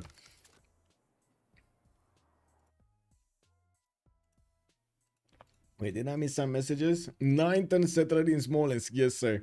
Also, a engine, good evening sir and welcome. Hello, have they announced when 7 is coming around? Yes sir, it's coming around in February. And I'm sorry I didn't actually get to see the message earlier. I was quite busy actually taking a look at the game here. No battle for the Colosseum. Right now, no battle, but we might actually see a battle for the Colosseum soon. It should be soon. Anyway, I didn't see an entertainment complex being planned by anybody at the moment. We do have Zanzibar that just gave another 3 charge builder, and I do see the Eagle Warriors are gonna get a brother here from Chempoala. We do have Aztec also getting some promotions on his units, while he's just gonna keep on farming Zanzibar for the builders. Azcapotzalco gonna get a Pingala in 3 turns. He did manage to get Marcus Licinius Crassus for that 30 gold, and you do see he's using it to actually give him more tiles to work. We do have him also starting to move towards the west side. He's gonna go for the coffee settle to benefit also from the ivory there, but he already had an ivory. Is he missing coffee? I think he's missing coffee. Yeah, he's missing coffee. Okay. Okay, let's see what's going on in the production. Looks like Eleanor is starting to jump up. 73 points of production here on only 5 cities, going for his amphitheaters, working on Hanging Gardens and Oracle at the same time. We do have him 3 turns from Hanging Gardens, with Moksha establishing in London in 2, while Manchester is going to get in 4 turns Oracle from that western city. We do have him also getting some lighthouses here from the new cities that he settled, Bradford and Plymouth, and I got my answer. He did actually settle on the 134 as the city of Bradford. Looking at the city states, we do have Taruga being left alone. La Venta is being kept by Paul, so he can get those units here, and I do see him going for a preserve. Okay, well. Johannesburg is also being kept by David Leitch, and of course Johannesburg is going to give him the +1 production for every improved resource type. After researching industrialization, it will become a +2. We're going to need to see how much he's going to get from it. And by the looks of it, we do have Spain managing to finally finish his lighthouses so he can get the extra trade routes going. This took a long time. Turn 38 to get the production going. That's a long time. Madrid is just about to hit his 7th pop, and I do notice the campus is available for him to go for. He did get his Gavron Plaza from the capital, went for Odin's Chamber, and I do see he's getting some horses. Is there a city state to take out? Vatican City, right? He can take out Vatican City. Yeah. And that city could give him a harbor anyway. That's a pretty good city, not gonna lie. Not to mention it already built him a holy site. That's totally worth, right? You will want a religion anyway, so might as well take Vatican City and make a religion with it. Yeah, there we go. He's sending the horses north. He still has some chops in the capital, and I do see he went for more governors here. Bit surprised about the Victor establishing Barcelona with Liang in Cordoba. Okay. Is this gonna be City Park play or is this gonna be something else? What do you think, guys? Is this a City Park play? Because, okay, 3PX also walks so far from Plymouth. Yes, indeed, sir. Also, forest fire. Yes, there was a forest fire in Zanzibar. That's why all of the amazing yields. While Aztec is getting closer to Zanzibar, he's actually getting into the archer line of Zanzibar. There are 4 archers here that are available for him to take out. Did he just piece Zanzibar? Alex got it. He sues that's Rome. Okay, he didn't piece it. It's just somebody, one of his opponents actually got it. Okay. That's a bit unfortunate because Aztec, well, I guess, wait, no, that actually saved Aztec. Wait a second, I just realized he actually got saved by this because all of these archers would have definitely dealt so much damage that one of the Eagle Warriors might have died and the city center would not have fallen that easily. Now, we'll need to see if Aztec can actually keep on doing damage here. We do have Pingala in Azcapotzalco. I do notice the commercials are finishing and I do see more settlers from Tenochtitlan. Okay, this one is gonna get a promotion. Not right now. Boom! That one does have a promotion and look how much damage it did. Oh my god, broke that bow in half. Anyway, now we do have King Gardens finishing next turn. Looks like Manchester did get a chop going and finished Oracle. We do see Theatre Squares also from Manchester between the mountains and of course Oracle, which will give him so many of those points here. England is on 3.4 at the moment, writer points, which I gotta say a bit surprising. We don't have Russia getting some. He's right now putting his Theatre Squares down and I do see he's going for his temples. He did recruit a general while these Hungarian troops are moving out of the borders of La Venta. We do see a general has been also recruited by the city of Pest. Paul is just gonna need to send it on the front line and of course give all of these units the bonuses. Warlord's Throne also coming up in 1 in Buddha. We do have Paul starting to improve so many more of these plantations here. 5 archers, yes, 5 archers, big.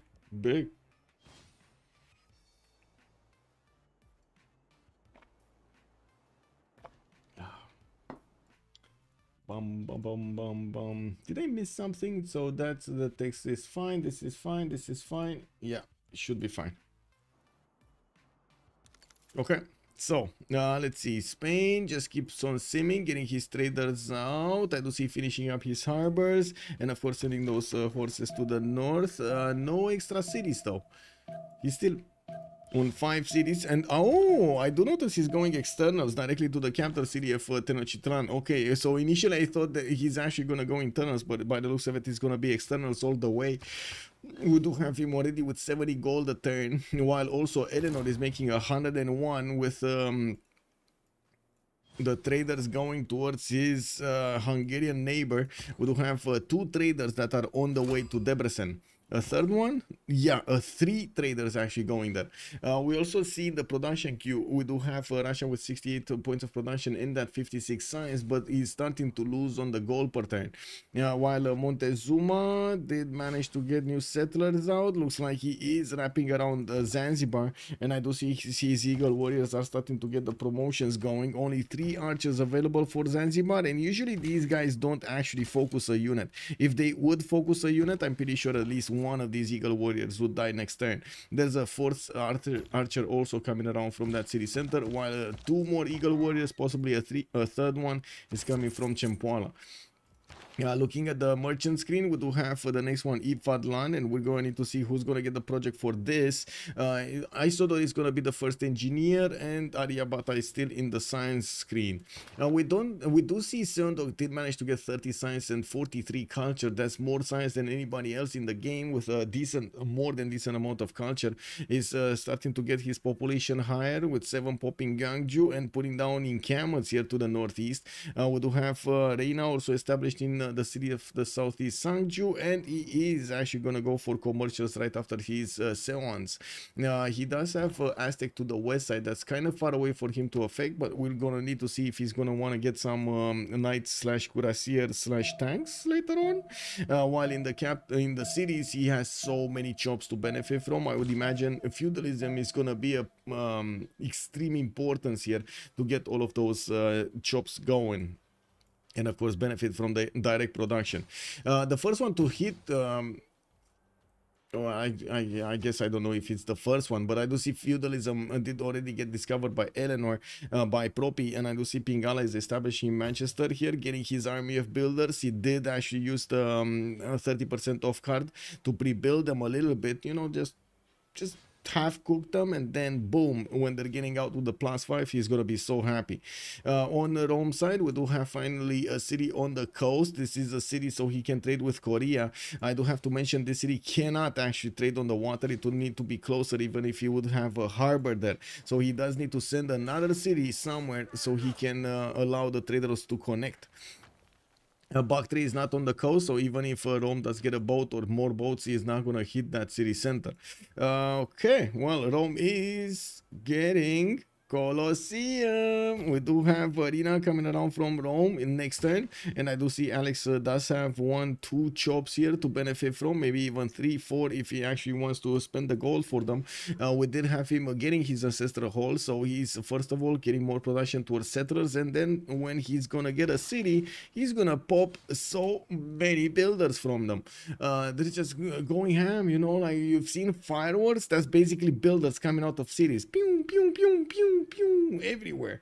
Confetti everywhere. Hundepriester also, Spain can do external traders from his cap. Yes, he does. So good evening, sir, and welcome. And also the preserve is kind of baffling, not gonna lie. The preserve kind of left me speechless over here in the city of Pest. What do you think this preserve is for? To preserve the forest, the 2 forest tiles? How much would you guess the English traders are earning? A lot. Alosar, a lot. Bakhtri just dies at Figurettes? Yeah, probably. Yeah, it is all flat land, so definitely can hit with frigates. Although I do have to say, Rome does have a direct connection towards Persia on the land as well. We might see some knights coming around from either of them. And looking at what's going on here, it looks like SQ is still getting some units on the battlefield. Russia did manage to make a line here of horses, and with the general, he does have enough strength to withstand attacks. We don't have that many ranged units from Hungary, and by the looks of it, Hungary at the moment is more interested in getting his chops going and his settlers out to expand his empire before he's gonna go on the offense. He did need to get an army out, and he did actually kind of get it cheaply with La Venta allowing him to do this, levy those units. The preserve is probably just a way to get housing without farms. Yeah, but that's a lot of production, just like Gatti Anthony is saying. That's a lot of production. But look at these tiles, man. We got the grove, and now we do have 3 food, 2 production, 2 culture, and 2 faith points for the city of Pest here. Very nice, very nice. Multiple tiles there. This city is right now on the 17 points of production. Just as a comparison, Sheker's Fervar is 8.6. Now, and you do see that it's only 2 pop versus the 5 pop. Let's actually take a look at the 5 pop city, Debrecen. Debrecen is 15, so it does actually have more production than Debrecen on the same population level. Not to mention a lot more culture. Like this city is 9 culture, and this city is 14.5 culture. Wow. Okay. Well, let's see what's going on here. I do see Spain is about to take over Vatican City, which is trying to get the walls in 3. That city center is going to be hit extremely quickly next turn by the horses. He's just going to take it probably. And of course, does have an archer to train his shots as well. Finally, Aztec is sending a city for the coast. And we do have the campus in Madrid and Barcelona starting to come around. There's one in Zaragoza also being placed. That's a +3. Barcelona +7. This one in Madrid is going to be a +6. That's going to be so much science so quickly on Spain, on Philip II. Did he just 110 walls? Oh my god, man. Good evening, sir, on YouTube. Kwanish Irgebayev. Kwanish Irgebayev. Good evening, sir, and welcome. And I'm sorry if I mispronounced the name. I'm sorry. Also, the problem is he can't put Reina 2 in there. Yeah, I mean, right now, I don't know if he can do anything about the Vatican City, just to throw these horses at the walls and pray that it's gonna happen, right? He's gonna manage to breach. Not gonna be nice. Not gonna be nice. Vatican City just threw a wrench in his plans here. We did have Etemenanki also being placed by Forking Knight, which, by the way, did get Goddess of Festivals as the plantation pantheon to give him the extra culture on all of these plantations. He does have a lot of them. And we do see him on 57 science with 56 culture. Sundok is getting his 103 points of production going, the most production in the game if we don't take into account the face generation of Russia. We do have the builders coming around. A lot of them are probably feudalism activated, and of course we're going to need to see when he's going to get his traders going for that extra juicy gold. He's on 40 gold right now, 120 on Lobster. We got 41 on Trajan, and then Matthias Corvinus is going to be 81. There's 100% more gold over here on the side of Boomer Gaming than we do have on the right side on David Leach, Simple Mouse, Akuma, or I guess SQ over there from Comanda. Hanging Gardens did finish in English territory. We do have quite a few admirals coming around. Gaius Dulius with Artemisia, Hano the Navigator, builders coming out as well from these cities with feudalism bonus, and of course the writers are gonna need to write their books and put them in the amphitheaters. 10 turns. We're gonna need 10 turns to actually see the players if they do manage to get their era score for the next Golden Age. It looks like Russia did manage to punch through the initial defense of Hungary. Those units of La Venta, wait, did they get de-levied? Is that what happened? Is that what happened? Did they get de-levied? Because, oh my god, just Hungary doesn't have any more units here. And this is going to be a problem. We do need to see him try to get those units. He's more concerned about getting settlers out than units. He did use his last chop from the city of Pest to actually get a settler.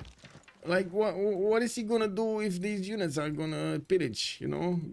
Go commercial, pillage commercial. Anyway, we do have the traders here coming around from Hungary, going externally to La Venta, which is gonna get the money bonuses, the +2 production and +2 food.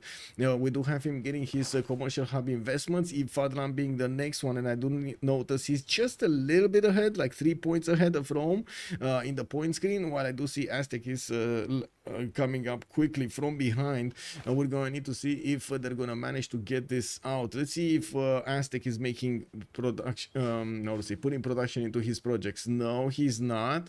And who is the other one? Rome, is he getting production? No, Rome is more focused on getting his Colosseum. In 2 turns in his capital city, he's going to get that wonder, and he's going to get a lot of culture on each of his cities around it in 6 stars radius, and also big one, amenities are going to be extremely good here. Neleklat, good evening, sir. That is an unlucky Vatican pop-out wall. Yes, sir, it is, but it happens so many times.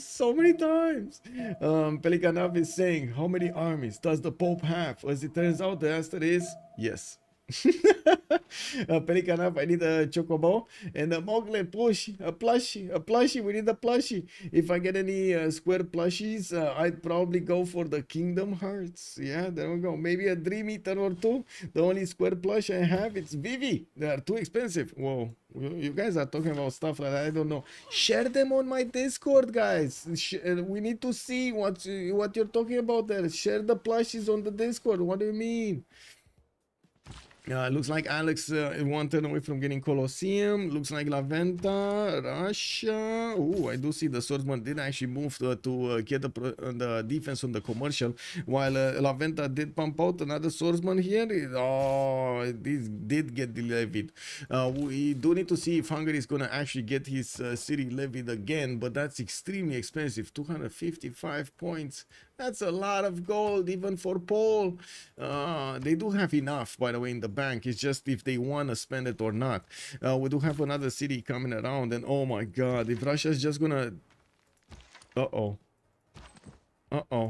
You know he's gonna shift enter, right? We do have this warrior trying to move on that. And we do have The shift enter already is started from Hungary. He did already set it from Hungary. It's on the deer tile. While I do notice he's trying to also close. Whoa. Close the exit for this Russian horse. Yeah. Rome is saying, I'm making so many cities. What gives Hungary? Hungary. Oh, yeah. Probably should have get on that. Yeah. Well, we do have some more commercials coming out here from Buda. Yeah, he did get to his 7th pop, Debrecen as well, getting more settlers out, putting down a lot more of these campuses. He is working on 35 science with 52 culture, while Russia is still on 17 and 46. Gold per turn is negative here on Russia's empire, minus 17, while we do have him putting more lavras out so he can get... Oh, is this a settler? Is this a settler? So wait a second, Hungary actually got a settler from Russia, but that, wait a second, is he actually keeping it? Yeah, that is a settler. He got a settler. The one city challenge in FFA, when will it happen? That's a good question. In the CCCs, we might actually see it in the CCCs. He needs to delete it. Yes, he needs to delete it. Like this settler is not going to remain alive if the horse is going to have anything to say about it. Paul? Wow, he's not deleting the settler. And I do have to say, it does seem like Russia is going to try to get another horse there to try to get onto the settler tile. I don't think he can get there in time, but we'll see. We do have a new levy from Hungary with a lot more units, allowing him to actually get all of these archers improved and, of course, get to heal the swordsman. He will want to get his mana time soon while he's getting his divine right. Usually the players at this point in time are trying to secure their golden ages with 7 turns away from getting to the switch of the era, and a lot of the times the players will need to get their era score going. So looks like Sundok 7 points out. We don't have him on 2, 4, 6 cities. He's getting encampments, he's getting more libraries going, finishing up his markets. Etemenanki did finish in Daegu, giving him quite a few more production points there, and of course using Liang, very nice, very nice. Eleanor is going to be 5 points off, and I do notice Lobster is on 44 science and 80 culture with 108 points of production on his empire and 161 gold. He's still on 5 cities. I was expecting him to actually get a few more here, but he did go audience chamber, so tall cities going and getting more food and everything. Also him using hanging gardens, that's allowing him to get more growth. Theater Square festivals, 2 of them coming around. He's probably going to want to get as many of these great writers of the 30-point card, the ones that cost extremely cheap at the beginning, as many as he can, because otherwise it gets expensive really quickly.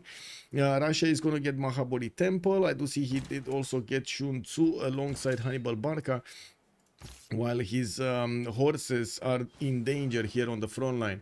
We do have Alex also finishing his Colosseum on Rome. I don't think this horse is gonna get anywhere. Yeah, I don't think these horses are getting anywhere soon.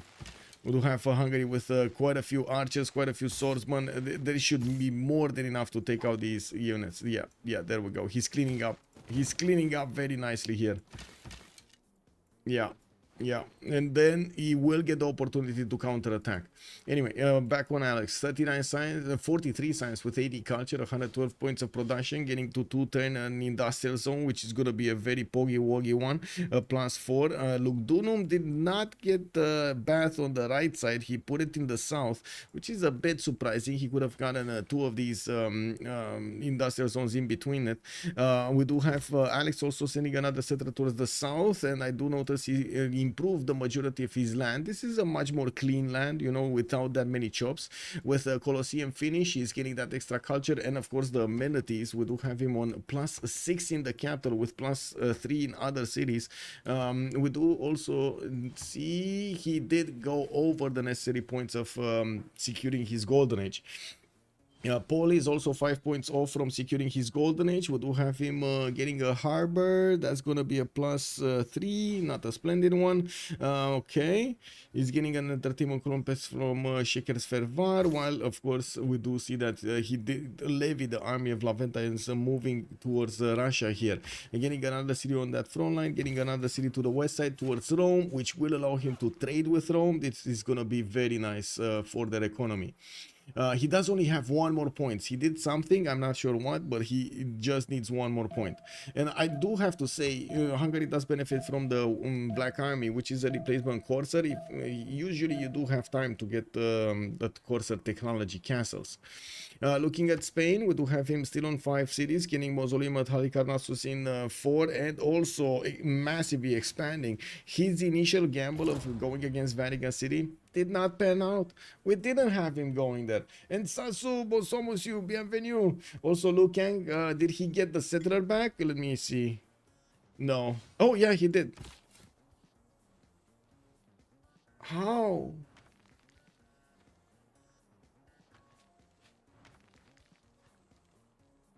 My God, man.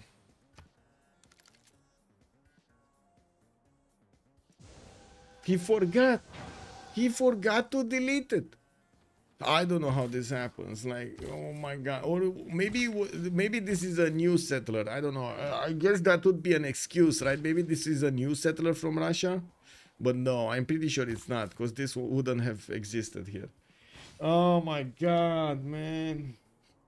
He didn't delete it. No, he didn't delete it. He got it, but he didn't delete it. I don't know what he did. Maybe he was... I mean, sometimes it happens, right? Your girlfriend walks in. Your brother slips some drink on your... on your mouse. Or the cat walks in and clicks on a button. It happens. It happens, right? Yeah.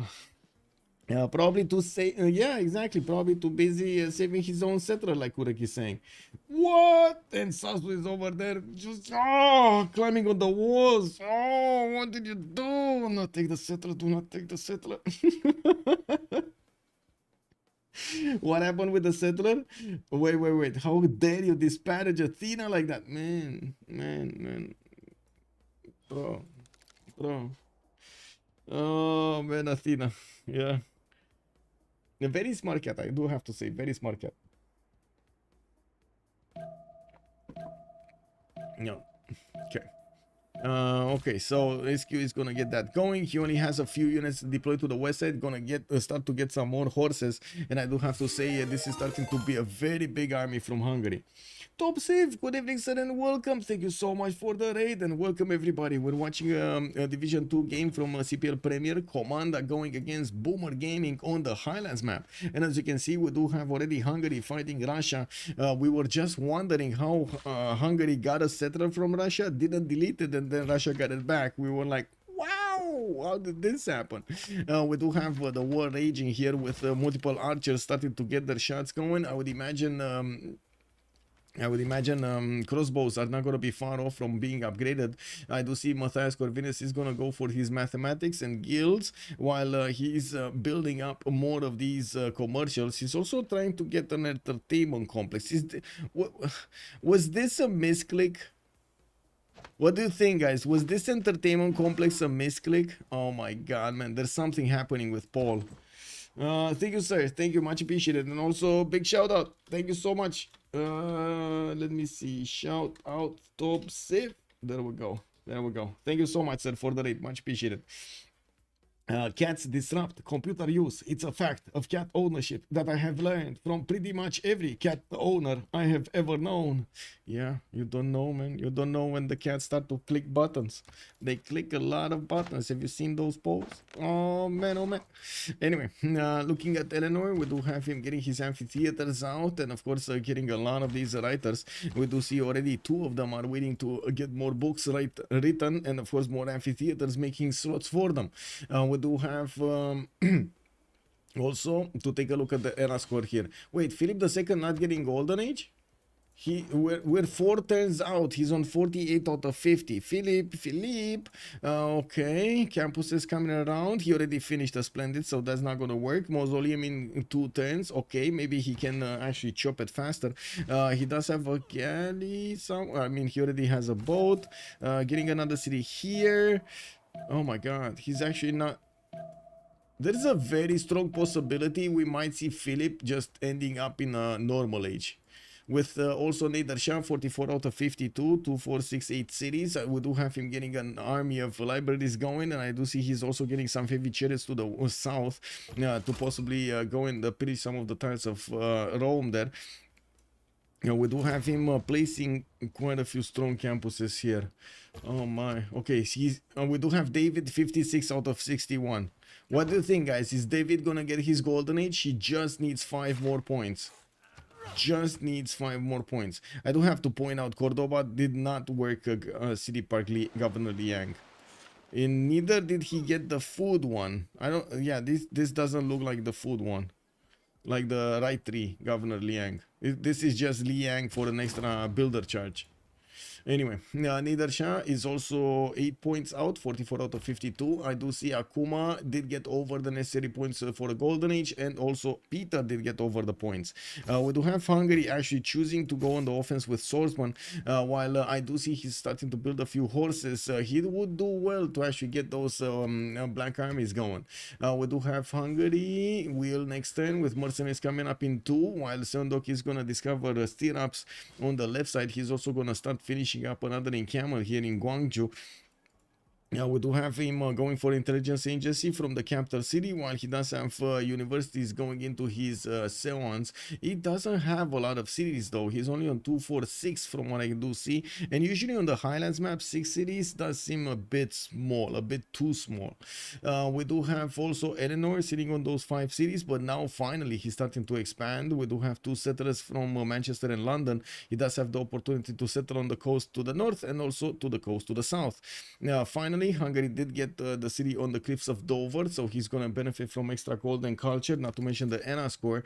And I do notice Paul did jump up quite over that necessary line to get the golden age, 58 out of 50. With quite a few archers also starting to get behind all of these swordsmen, he is going to get to attack into the Russian units from afar, and we'll see if he does manage to break the line of defense here. I kind of doubt it without stronger units, but sure, it might happen. Foreign Ministry importance from Buna. We do have Hungary managing to chop most of his tiles, even though he does have more, and we do have him getting the upgrades on them, especially the mines. Oh, 1 more point. Philip is 1 more point. And he didn't get monarchy. Is he gonna get monarchy? Is he actually gonna get monarchy? Oh, he's gonna get the religion. He's fine. He's gonna get the religion. Did he get Stonehenge somewhere? Where did he actually get this going? Oh, he did get Stonehenge in Toledo. I see, I see. He's fine, boys. He's fine. We do have Nader Shah to look at, though. Nader Shah gonna get a lot more science, 69 with 55. Of course, he's in a Pembrasian voice right now, and I do see he jumped up to 153 points of production. Actually, across the screen here, we do have a good amount of production from all of the players. Okay, sure, a bit different timings on the science and the culture, but then you do take a look at Seondok's 144 science with 89 culture. You see, it's not even free inquiry golden age time, and you can only dream of his 250 science that's gonna come out soon from him. I'm not kidding. I'm not kidding. He does have these commercials that do have a lot of adjacency. Well, not all of them, but quite a few of them. This is +3. This is +4. Okay, 7. This is a +2. Okay, 9. Okay, not that much. Like 9 science is not that much. And this is a +1. So 10 science. Wow, 10 science. Bro. Even with the double card, 20 science is not going to be that much. So I'm kind of thinking a second Pembrasian voice here for Sundok. Do you guys agree? Second Pembrasian voice. Also, Asian Get Carried. Good evening, sir, and welcome. Watching from Florida. We're waiting for the hurricane. Woo, woo. Delaying the settle by 4 turns is still good. Ethan, good evening, sir, and welcome.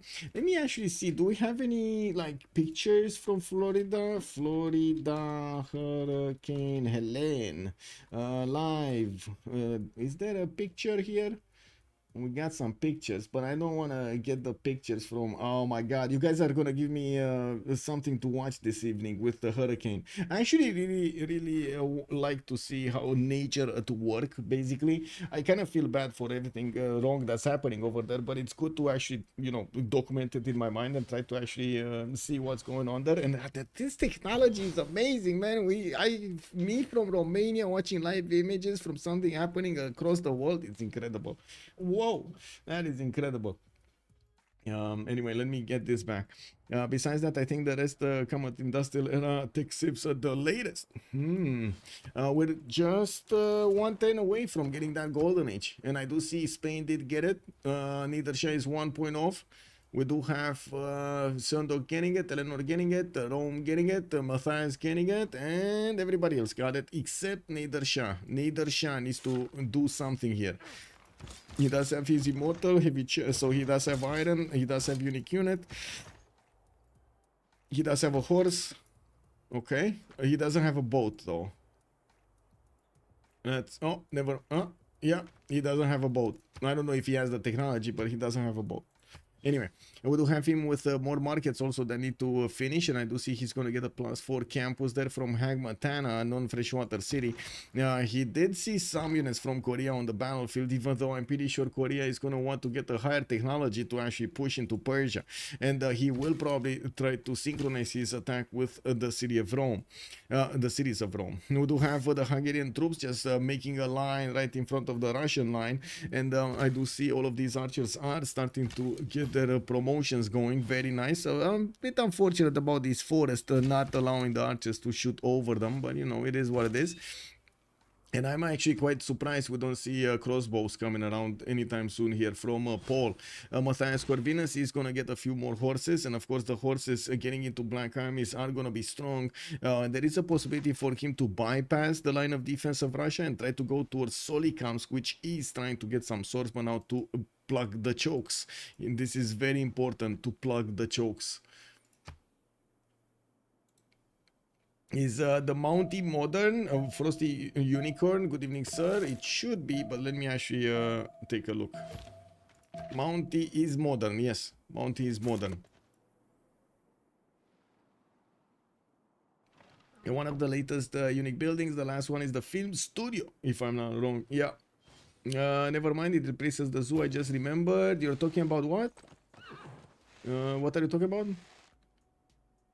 The Hungarian unique building is in an entertainment complex. You mean the bath? Yes. The thermal bath.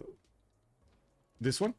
A unique building to add, +2 amenities, blah, blah, blah. This bonus applies, but it also comes replacing the zoo. This is quite late. This is quite late, right?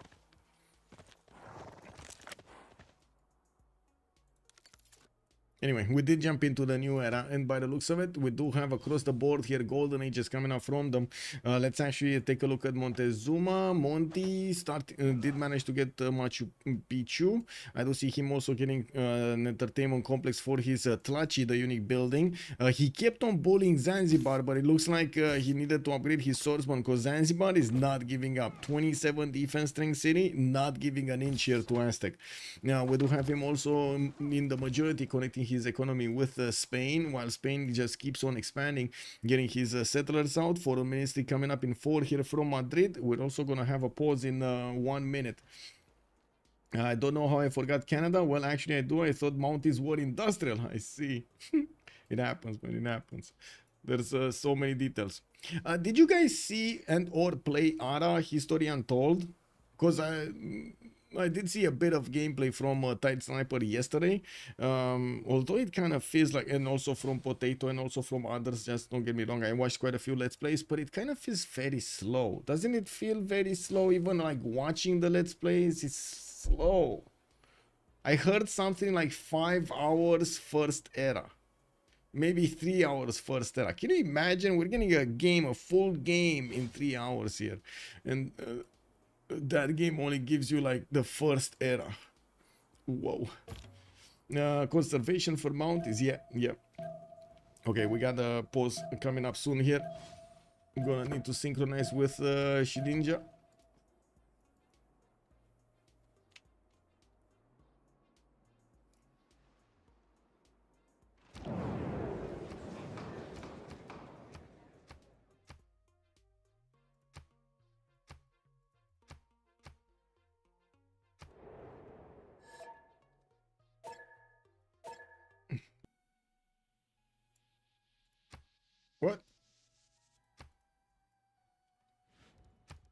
Who dropped?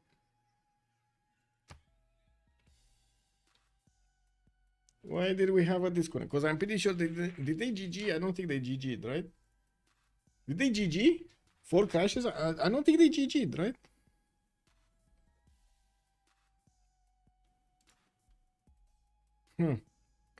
That's weird. Okay, so he did put up a relobby. Okay. Yeah, it looked like 4 people crashed. Okay. We got a new lobby up.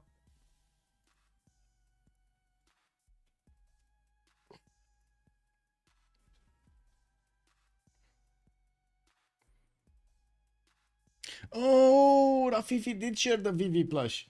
Wait a second. Look at this. Oh my god. Okay, okay. I mean, if I give Athena this, she's gonna be mad. She's gonna be like, no, witches, witches, no. What's going on? Oh, look at this. Yeah, very nice, very nice. Is this from what? What is this from? What is this from? Like, is this from a game or something? What is this from? And since we do have a bit of time, let's actually watch what's going on in how to call it, in the Florida Bay. Oh my god, what's going on here? Let me see. Let me see what's going on here in Key West. Yeah, yeah, yeah. Tampa Bay is getting hit. Woo! Oh man, how do I erase the? So first of all, I can actually do. Wait, I can do this, and see where this is going. Oh, oh, oh! Wait, what? It disappeared? Wow, that was quick. So okay, it will just hit. Oh my god, it will hit everything. In just a few hours, it will hit Jacksonville, Savannah, and then go towards Florence. That's at least that's the prediction going. And the eye is over here. It's gonna hit Jenna in just a few hours. Ooh, that's gonna be tough.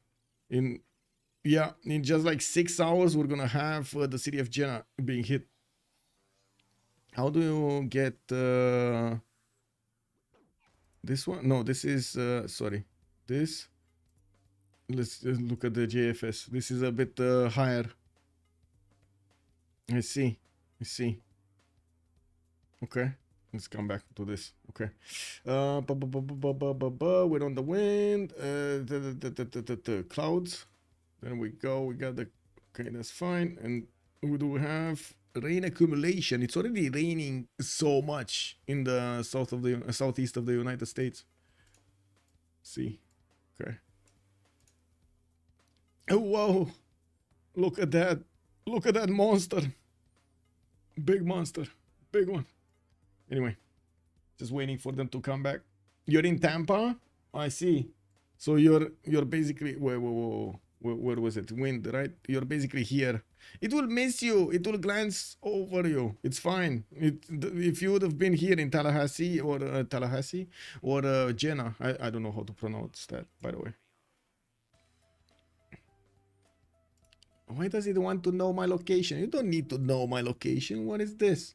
And let me actually double check 0ms, and then we're gonna take a look while we're loading in to see what's going on. Okay, I'm gonna ready up. Wouldn't want to be in Tampa right now. Yeah. Let's see. What was it? Give me a second. What's the city here? Jenna. Let's see if we find any live stream. Jenna live stream. Hurricane. Tallahassee Democrat Impacts Tracker. Blah blah blah blah blah. Videos. Oh. I might get the copyright strike if I show you these. These these are like from CBS, Evening News, and other stuff. I don't really want to put them on the screen here. Sorry. You never know these days, man, with what's happening with. Did you guys see it's getting crazy with copyright strikes? Wow, quite crazy. Oh! I do want to ask on YouTube, by the way. If you guys have a like, can we get a like here? Like the stream so far. Yay, nay. Let's actually see. Oh, exactly, real life civilian. Yep, yep. No, what's Russia's religion? Feed the world with lay ministry was Russia's religion. We're logging into the game, and I gotta be careful to not actually click on the screen here, because I'm probably I might actually load faster than them, so I'm gonna stay alt tabbed. Give me a second. Let me take a look at this. What are the winds here? Can I actually take a look at what is the wind speed? Because I don't see the wind speed.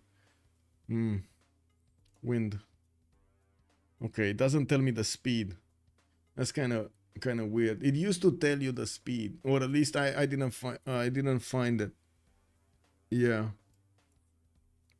Extremely good, by the way, application. Extremely good. Windy.com. I believe it's a Polish made application. Extremely good. Oh my god, they did such a good job.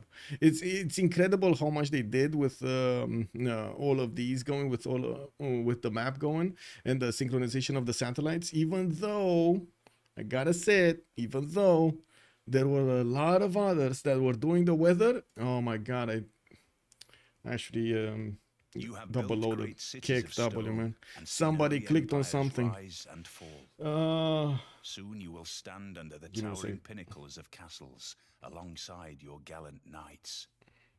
That is where the story of your people will be written. Just as the young apprentice learns to carry Hello? a sword, so There we go. You gotta force it closed. You gotta force it closed.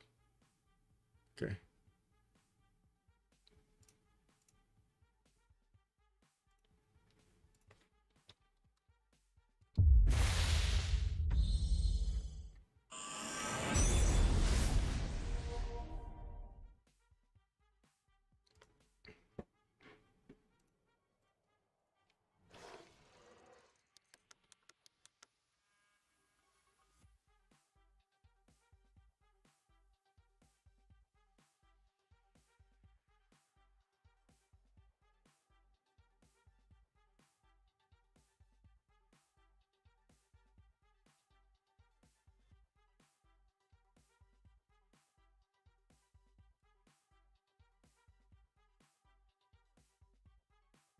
Yeah.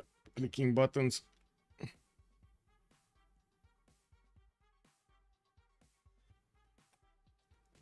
Rain and wind levels. Yeah, the rain's bad enough that the port of Tampa is closed today. Well, I can imagine that port is also closed because of the high waves, right? There should have been, with wind. There should be quite, I would say, quite a few high waves there. I wouldn't want to be on those boats. Wow. Wait, what? Wow.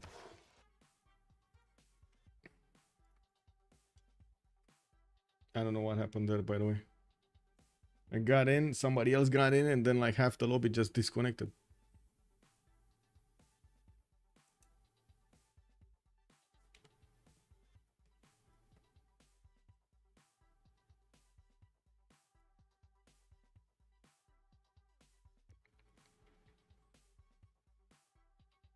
Okay, no zeros.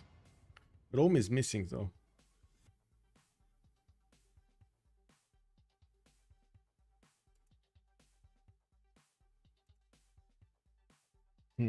I just happy I got a day off, and it isn't even raining here. Oh, that's great, DPZ. That is great, right? It just moved around you. Very nice, very nice. When I was remembering when I was young, like in the first grades, first, second, third, fourth, and so on, we did have very, very tough winters in Romania. Now we don't really have very tough winters, but back then, oh my God, we had like 2 meters, 3 meters snow on the how to say outside whenever it snowed. So you can imagine going to school was a bit of a challenge, even if it was close to you and so on and so forth. Yeah, imagine whenever it was winter, we were like, yes, please, more snow, more, so we don't get to school. Joe sir, good evening, sir. I did not move to the USA. No, I've never been to the USA actually. Yeah, never had the opportunity to be in USA. I have quite a few friends that visited, some friends that actually stay there, some Romanian friends that stay in the USA in different regions. They told me a lot of stories basically, but not I couldn't experience it for myself. What I can experience is watching YouTube and basically, you know, we'll see what's going on there. It's incredible what this new technology can do. Incredible. You're curious of something? Never mind. Click a button and boom. YouTube algorithm though is kind of bad these days. Like very bad. It used to be a lot easier to find stuff 2 years ago than it is right now. A lot easier. And not only find stuff, but find good stuff. Like find good information, good movies made.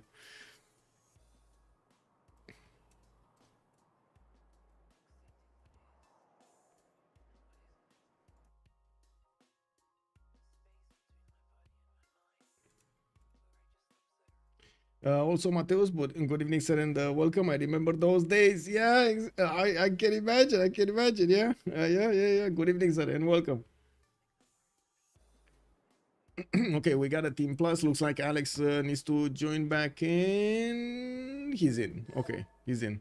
We're just waiting for the unpause, and we're gonna keep going for the 1 or 2 turns from what I do understand, and then we're gonna try to relobby again.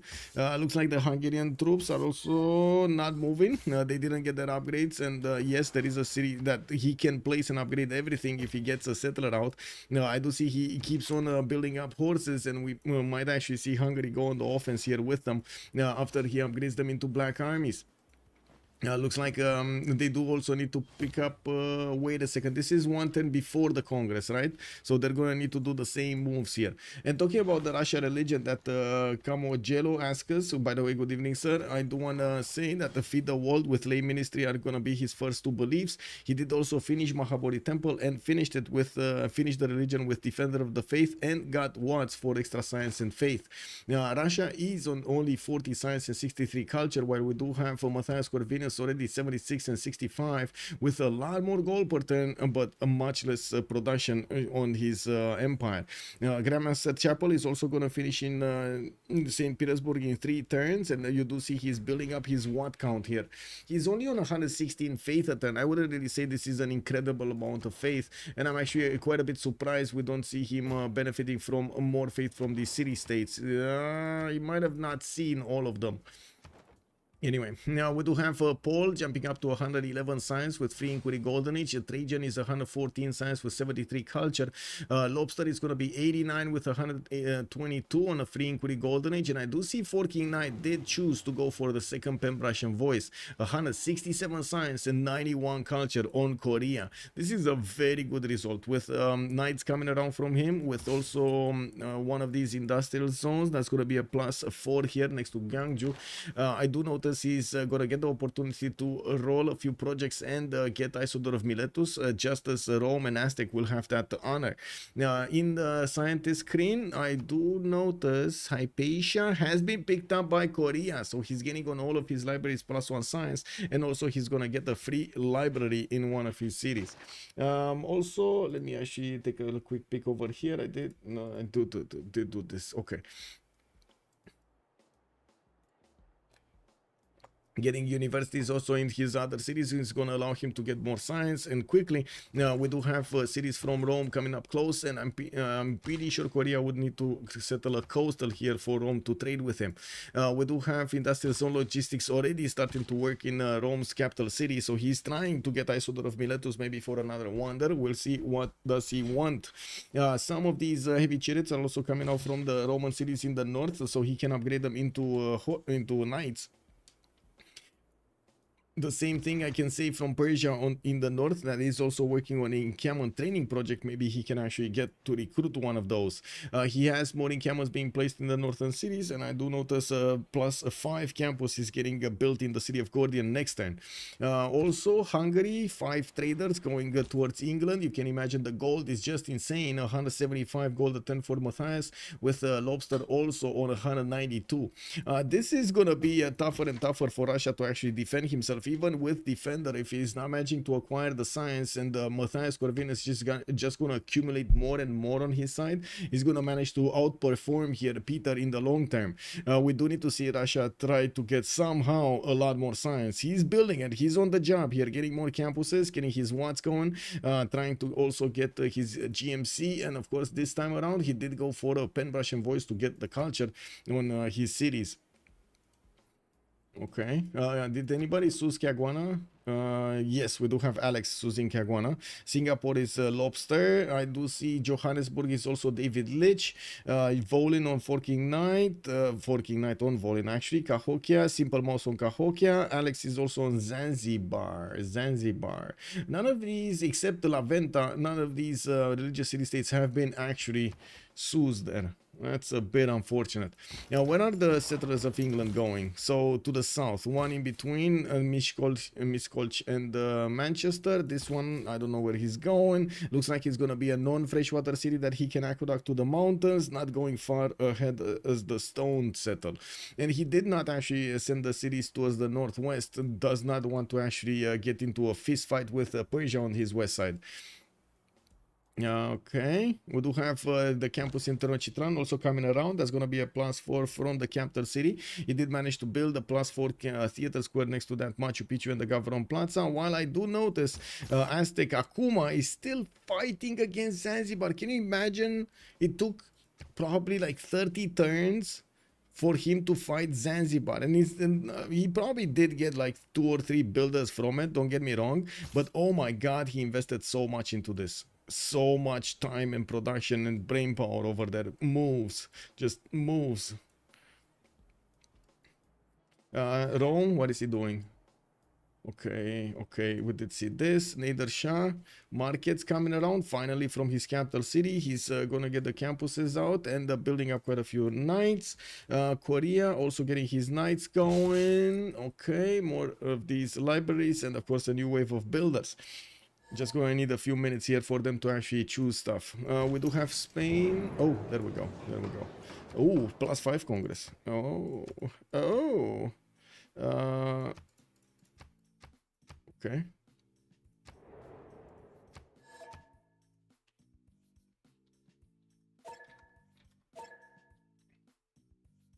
What was it?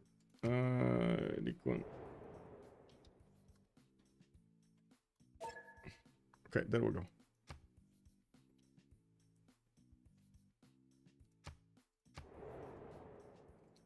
Okay. Spain did manage to pump out the catapult so he can take Vatican City much easier. It seems like these horses didn't move out that much from that city's border, and we do have the settler about to get another city to the east of Barcelona. He did manage to get a prophet but did not establish a religion yet. We just need him to actually activate it and of course get that religion going. He did build earlier Mausoleum of Halicarnassus, or also working on quite a few libraries. Doesn't really have a lot of production, but at least these are cheap. He's building them in 2 or 3 turns, and by the looks of it he is under 100 science here. He did choose to go for a Penbrush and Voice, and that might actually come back to haunt him, with Rome having 115 science, 73 culture, with Matthias Corvinus also in a free inquiry 115 and 69. David Leitch over here is only 83 and 61. I do have to say Spain is basically the equivalent of Seondok here. They are both free simmers in this game, and they kind of need to compete with each other. If Spain cannot get the science, you can imagine this is going to be a problem late in the game.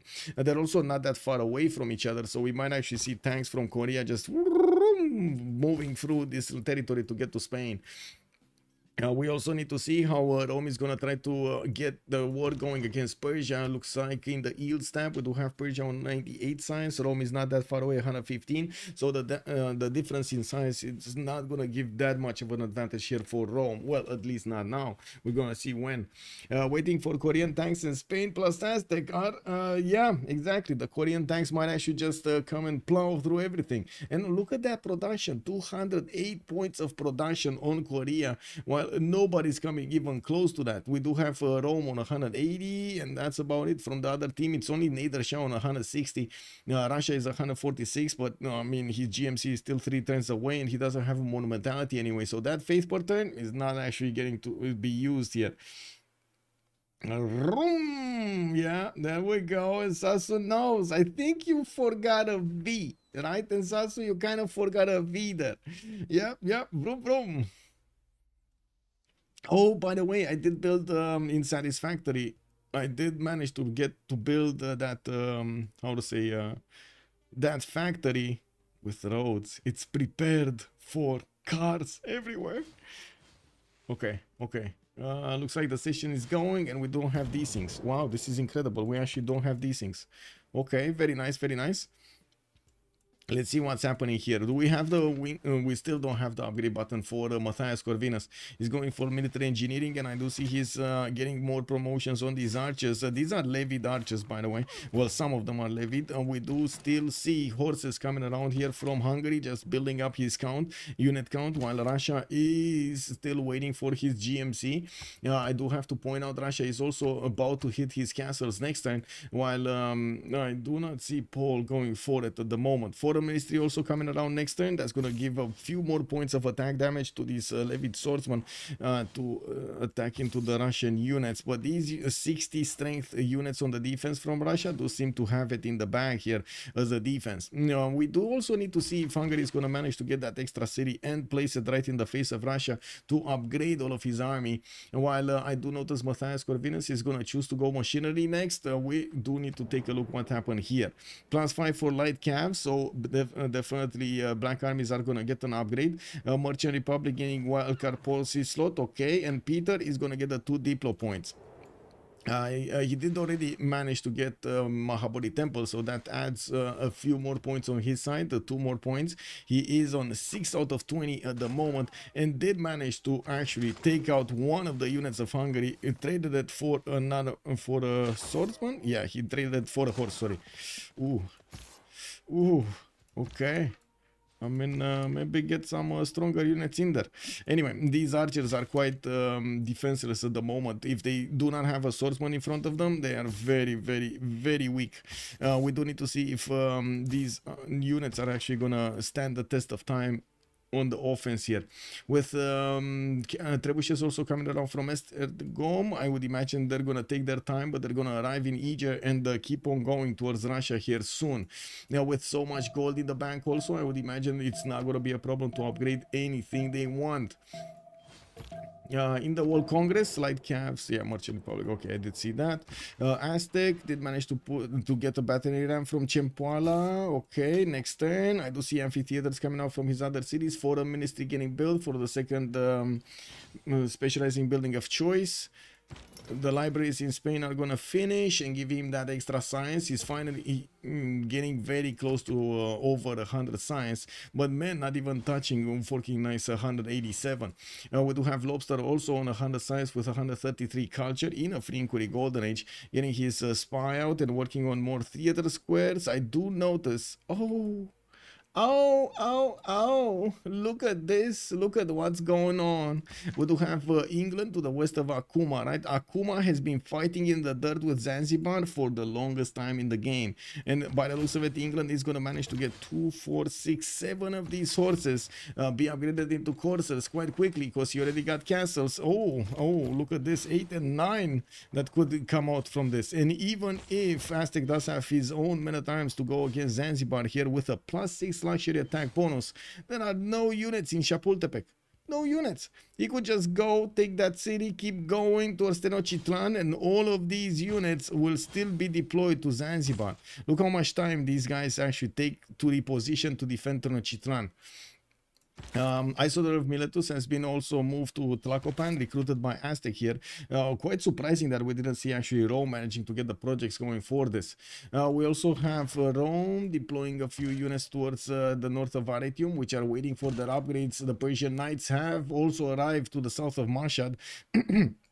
In that city center, intelligence agency is getting built, and we're gonna see the spy coming around. We do already have a Korean spy in the city of Bakhtri, and I do notice at the moment Rome is not actually putting boats in the water to actually deal damage against that city center on the coast. Now we do have Korea sending more cities out, getting another wave of builders, and yeah, we're gonna come back later to see what he's going. What is he going? Looks like at the moment we do also have a second civ getting more than 200 production. That's gonna be Rome. He did manage to get his setup going with his industrial zones plus 14 and a plus 8 here from Lugdunum, where he's starting to wanton his libraries to get more science. Arpinum did get placed to the right side. I do see already Hungary is starting to trade to that city center, and I'm pretty sure Reina will need to be plugged in either of these cities. Now with more attacks from Russia going into the main units of Hungary, I would imagine Hungary... Alright, he's fine. Did he? Oh my god, he lost so many archers. He lost all of the archers before they upgraded into crossbows. This is a problem. Oh my god, he lost so many of them. Well, some of them did get delevied, right? There are 2 swordsmen that are on the front line here, and I do notice Hungary still wants to get his upgrades going. Printing in 1 for Ball. We do have him with more horses that are being traded from his cities, sending those trebuchets towards the south slowly but surely, and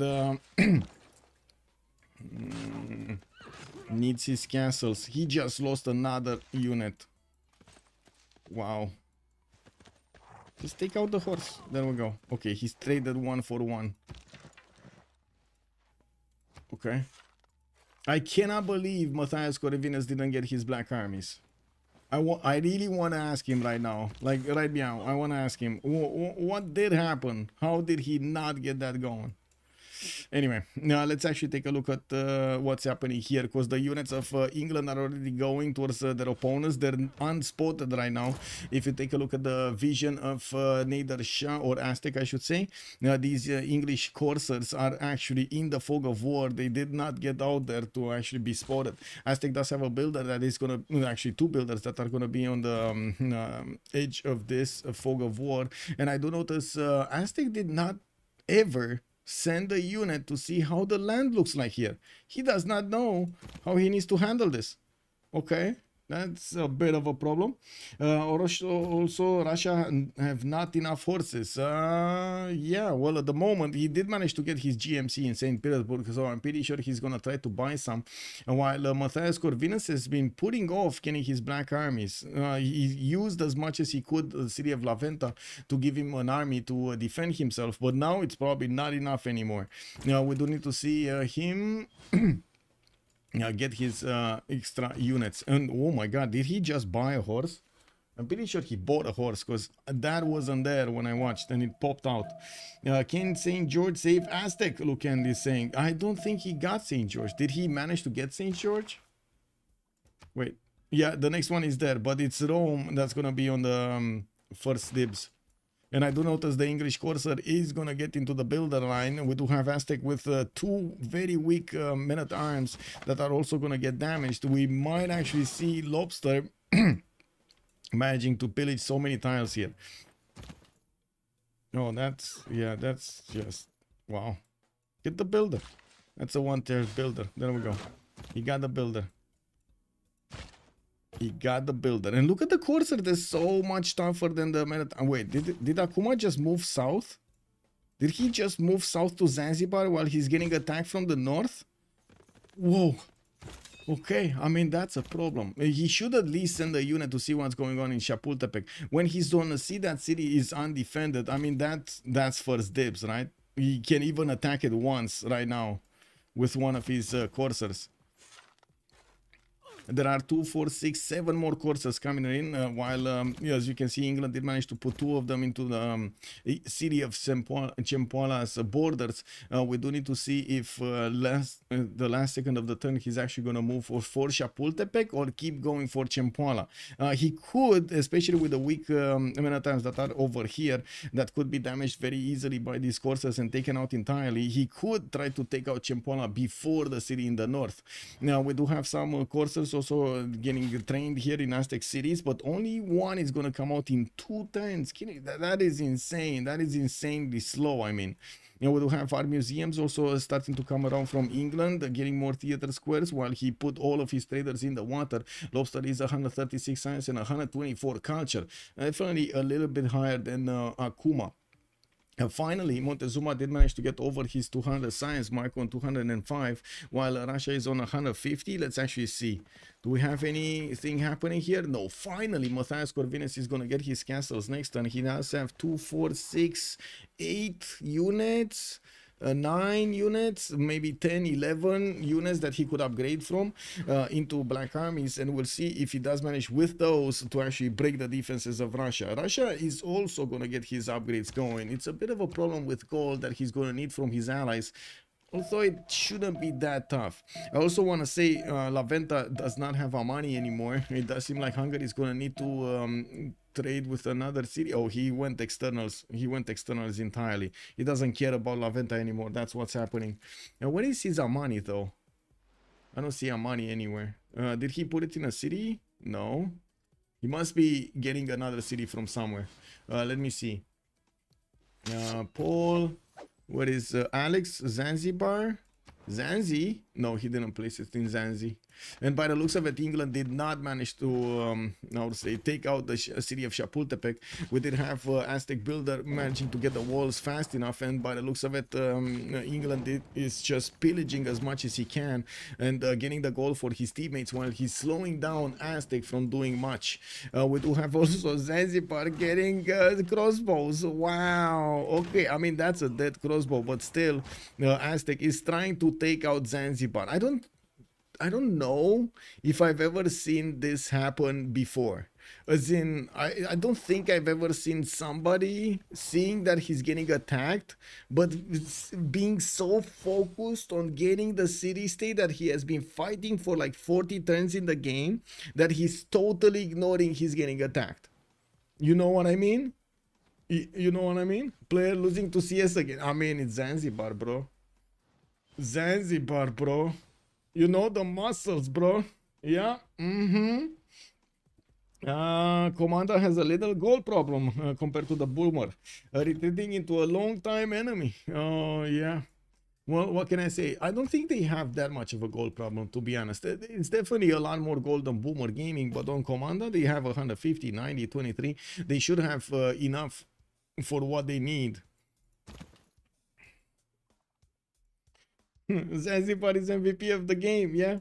Okay, so upgrades from Matthias. Is he gonna get the gold from his teammates? He might actually. There is so much gold on Eleanor there, and of course the other Black Armies are coming in, being hard built over here, getting also Pingala in the city of Pest.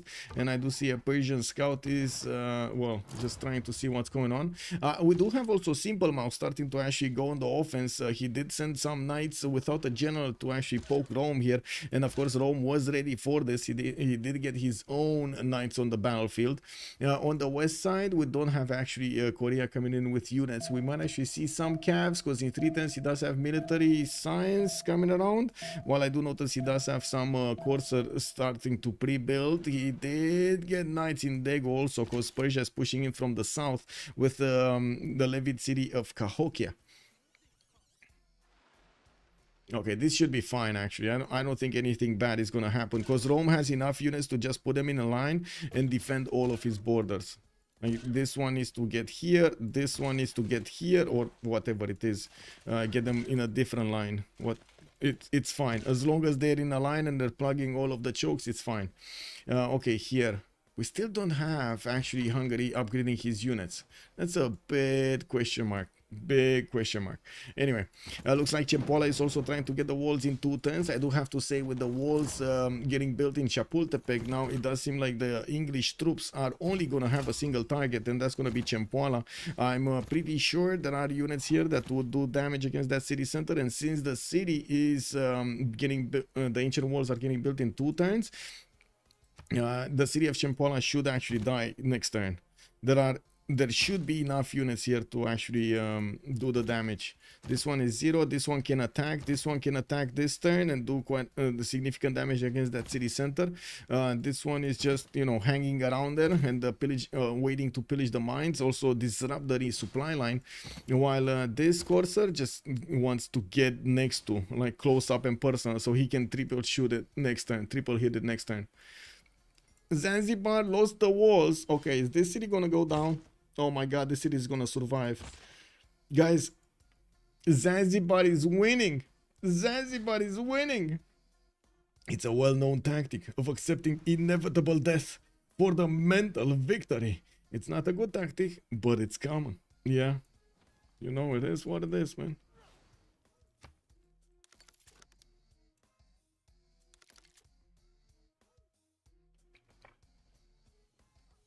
Okay, Camel Training Project in Debrecen. Black armies everywhere. We're gonna need to see the upgrades. Is he going directly Hussars? Because he's 4 turns out, right? He's gonna get boosted over here also from Sundok. He might go directly Hussars. That's a technology that Peter is not gonna get fast to. He's 80. Peter is only on 86 science. Paul is already 172. You know, we do have them with comparable production, but the goal pattern is just so much better on Matthias Corvinus. So that might be a timing attack that his opponent cannot actually withstand. Yeah, there we go. We got more attacks coming in. Looks like Chempoala with the walls coming up in 2 turns here might not survive the next turn. There will be 1 city being taken away. And I do have to say the English Corsairs are not actually waiting in the borders of Chapultepec. They are going for the main core bonuses of the mines of Aztec. Wow. Okay, that's another one being taken out. 1 Corsair taken out, and 2 more. Yeah, there we go. That city's gone. And Zanzibar is still winning, by the way. So, yeah, Aztec just lost a city, got raised to the ground here by England. Multiple Corsairs available right now to get the promotions going and keep on attacking Aztec's units. We do have his traders also getting pillaged, while Vatican City has been taken down. I don't know where Vatican City is, to be fair, but here? No? Where is Vatican City? Where is Vatican City? Here? No, no, no. I think it's CC o'clock. Migman is saying it might be, sir. It might be. It might be. Taruga, by the way, is also Hungary's city-state. We do have all of his team benefiting from quite a few bonuses, and taking a look at his, yeah, he's definitely going for Hussars here. The Hussars are the replacement caps for Matthias Corvinus, and I do have to say they are dependent on how many city-states he does have a SUS for. The Hungarian Unique Industrial Unit does have 2 combat strength from every city-state of which you are suzerain of. It's also directly 65 melee strength, and of course that is going to be significantly higher than even Corsairs here on Russia. Now we do need we do have also trebuchets here, and he does need a lot of gold. Since they are making a lot of pillages, it shouldn't be a problem. I still don't know where that city is. Oh, Vatican City. This was Vatican. I was remembering it was somewhere, but I wasn't remembering where. There we go. Finally, Spain did manage to take it out. 5 seconds on Aztec sifts in. Oh my god, 2 sifts in. Okay, 2 sifts in on Aztec. Let me actually put this up. 2 sifts in on Aztec. Unbelievable. Unbelievable. Oh. But we did have a sifts in also on Hungary, right? Because he didn't delete the settler. So that's 3 sifts ins. Wow. Wow. 3 sifts ins in a single game. Wow. Yeah, yeah. You see what happens when I discontinue the sifts-in method? You see errors everywhere.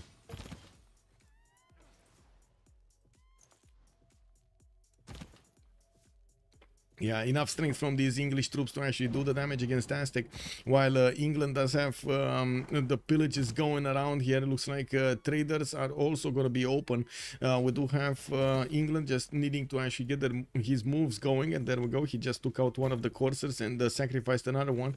Fizz, he does really want the trader. He's getting in to the main city of Tenochtitlan, which doesn't have the benefits of walls.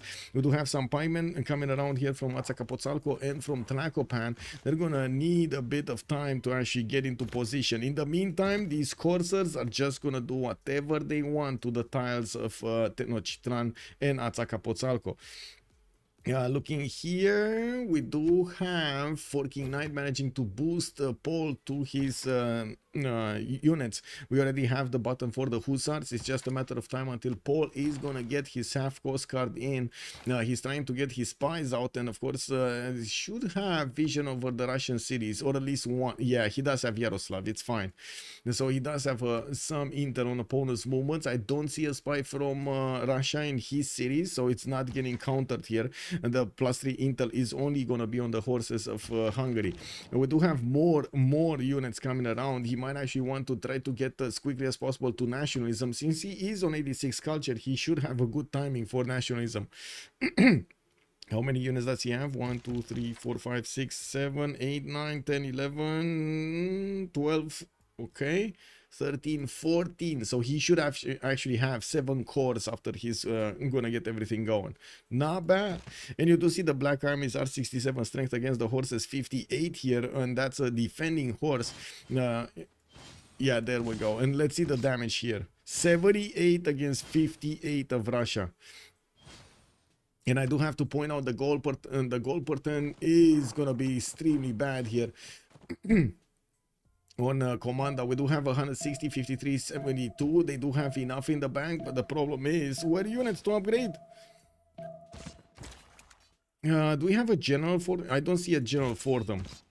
I only see Burica and Trung Track. Does he have a general? No. I mean, the next one is a good one.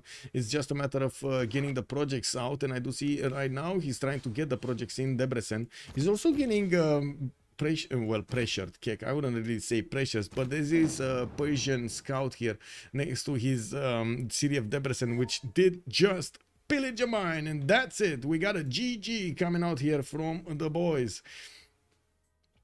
Wow. That's a GG. I gotta say, it does seem like Boomer Gaming showed up in the first few games that we get to see them with a very strong position coming up on the Highlands map with good simming abilities, with also good timing attacks. They kept their cool and did manage to punch through when they needed to. Let's actually go for a post-game chat here and listen to them while I do need to switch things here so we get the correct things going.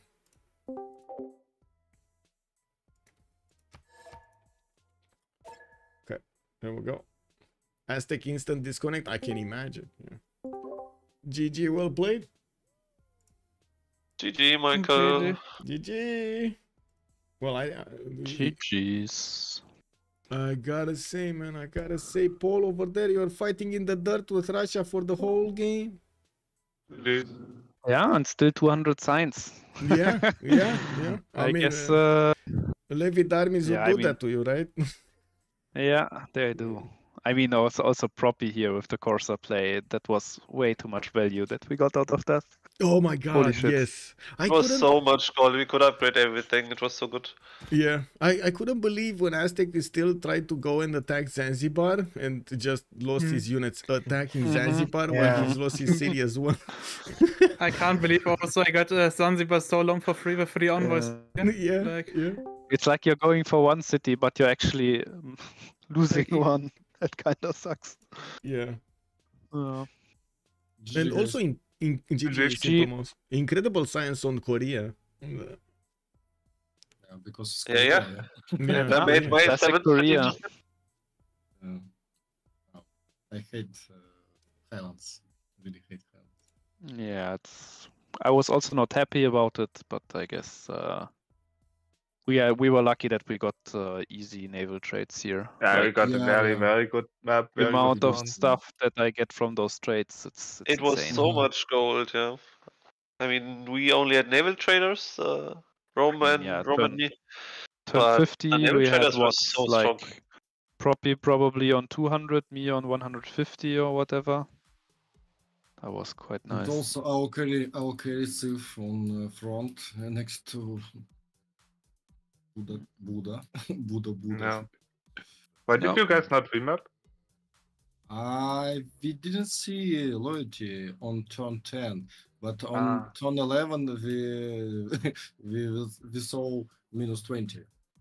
Oh no. Yeah, That's yeah. kind of no. unfortunate. That's a problem. Yeah. It was one turn really, because I find all I'm looking for no loyalty.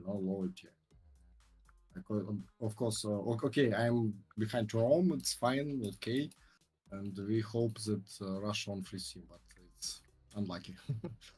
Yeah, that's pretty unlucky. I mean, I didn't have the best spawn either, but that was why it's what was perfect for me to go a bit for Russia, force him to get the general and stuff.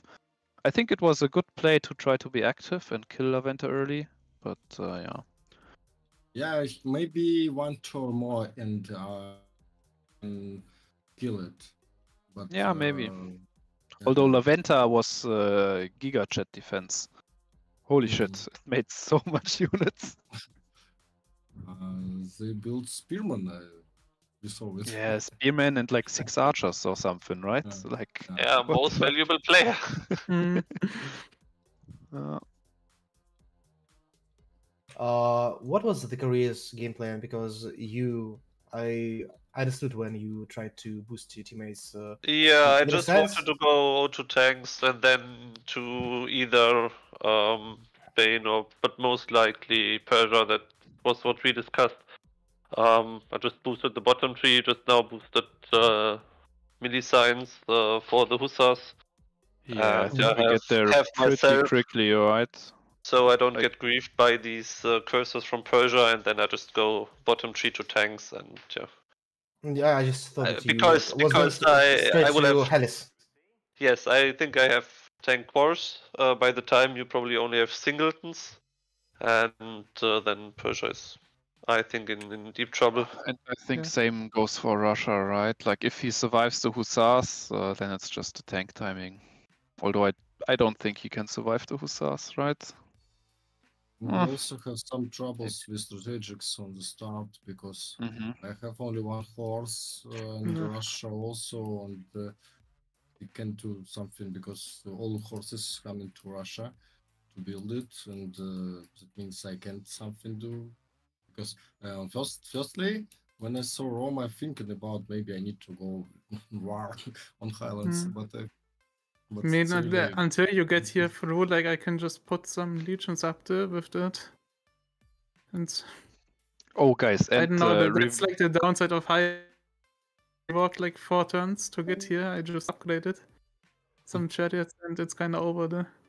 and guys, I think you made one pretty big mistake showing to Ruger. Like I still had all my envoys and I just took it, and yeah. I Yeah, think and you it's could have had giga a value pocket for the whole Korea. game. It's so much value because I get so much science from Taruga. Now look, and look into this Zanzibar. It's turns. Yeah, Zanzibar was 3 envoys.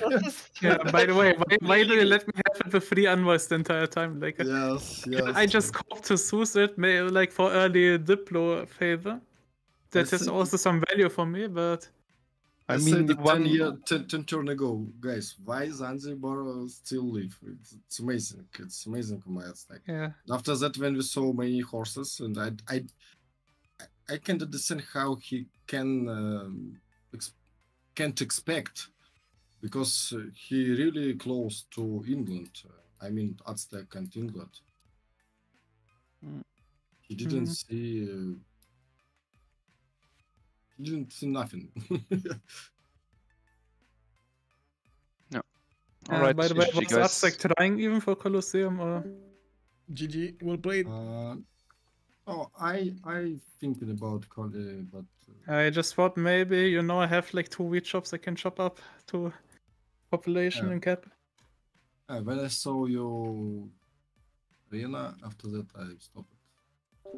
Well, there we have it, boys. And we did hear a little bit from a Simple Mouse telling us what were the troubles during the game and what were they thinking. Also, from the other side, we did see Paul and we did hear Paul Proppy and Forky Knight giving us also the read on the situation. We did actually get to see some little gameplay here from Proppy. Very nice game going. And of course, Korea just showed up so much science. They did manage to win this game against Boomer Gaming. Did manage to win this game against their opponents. Commander. We do need to see how they're gonna do in the remaining tournament. Thank you so much for joining us. Tomorrow we do need to take a look what kind of games we have. Oh, I know, the Rooster Cup Games 3 qualifiers. We're gonna definitely need to check that one out. And also in the meantime, be careful and be mindful that on Saturday and on Sunday we're gonna have some amazing finals. Rooster Cup 3rd edition final and also the Novice Tournament final, which is gonna be on Sunday. Have a great evening, everybody, and thank you so much for the follows, for the subs, and of course for your attention over here on the stream. I do hope you enjoy your time with me, and we're gonna see each other in the next one. Bye. Oh, don't forget to sub and like over there on YouTube. Thank you. Bye.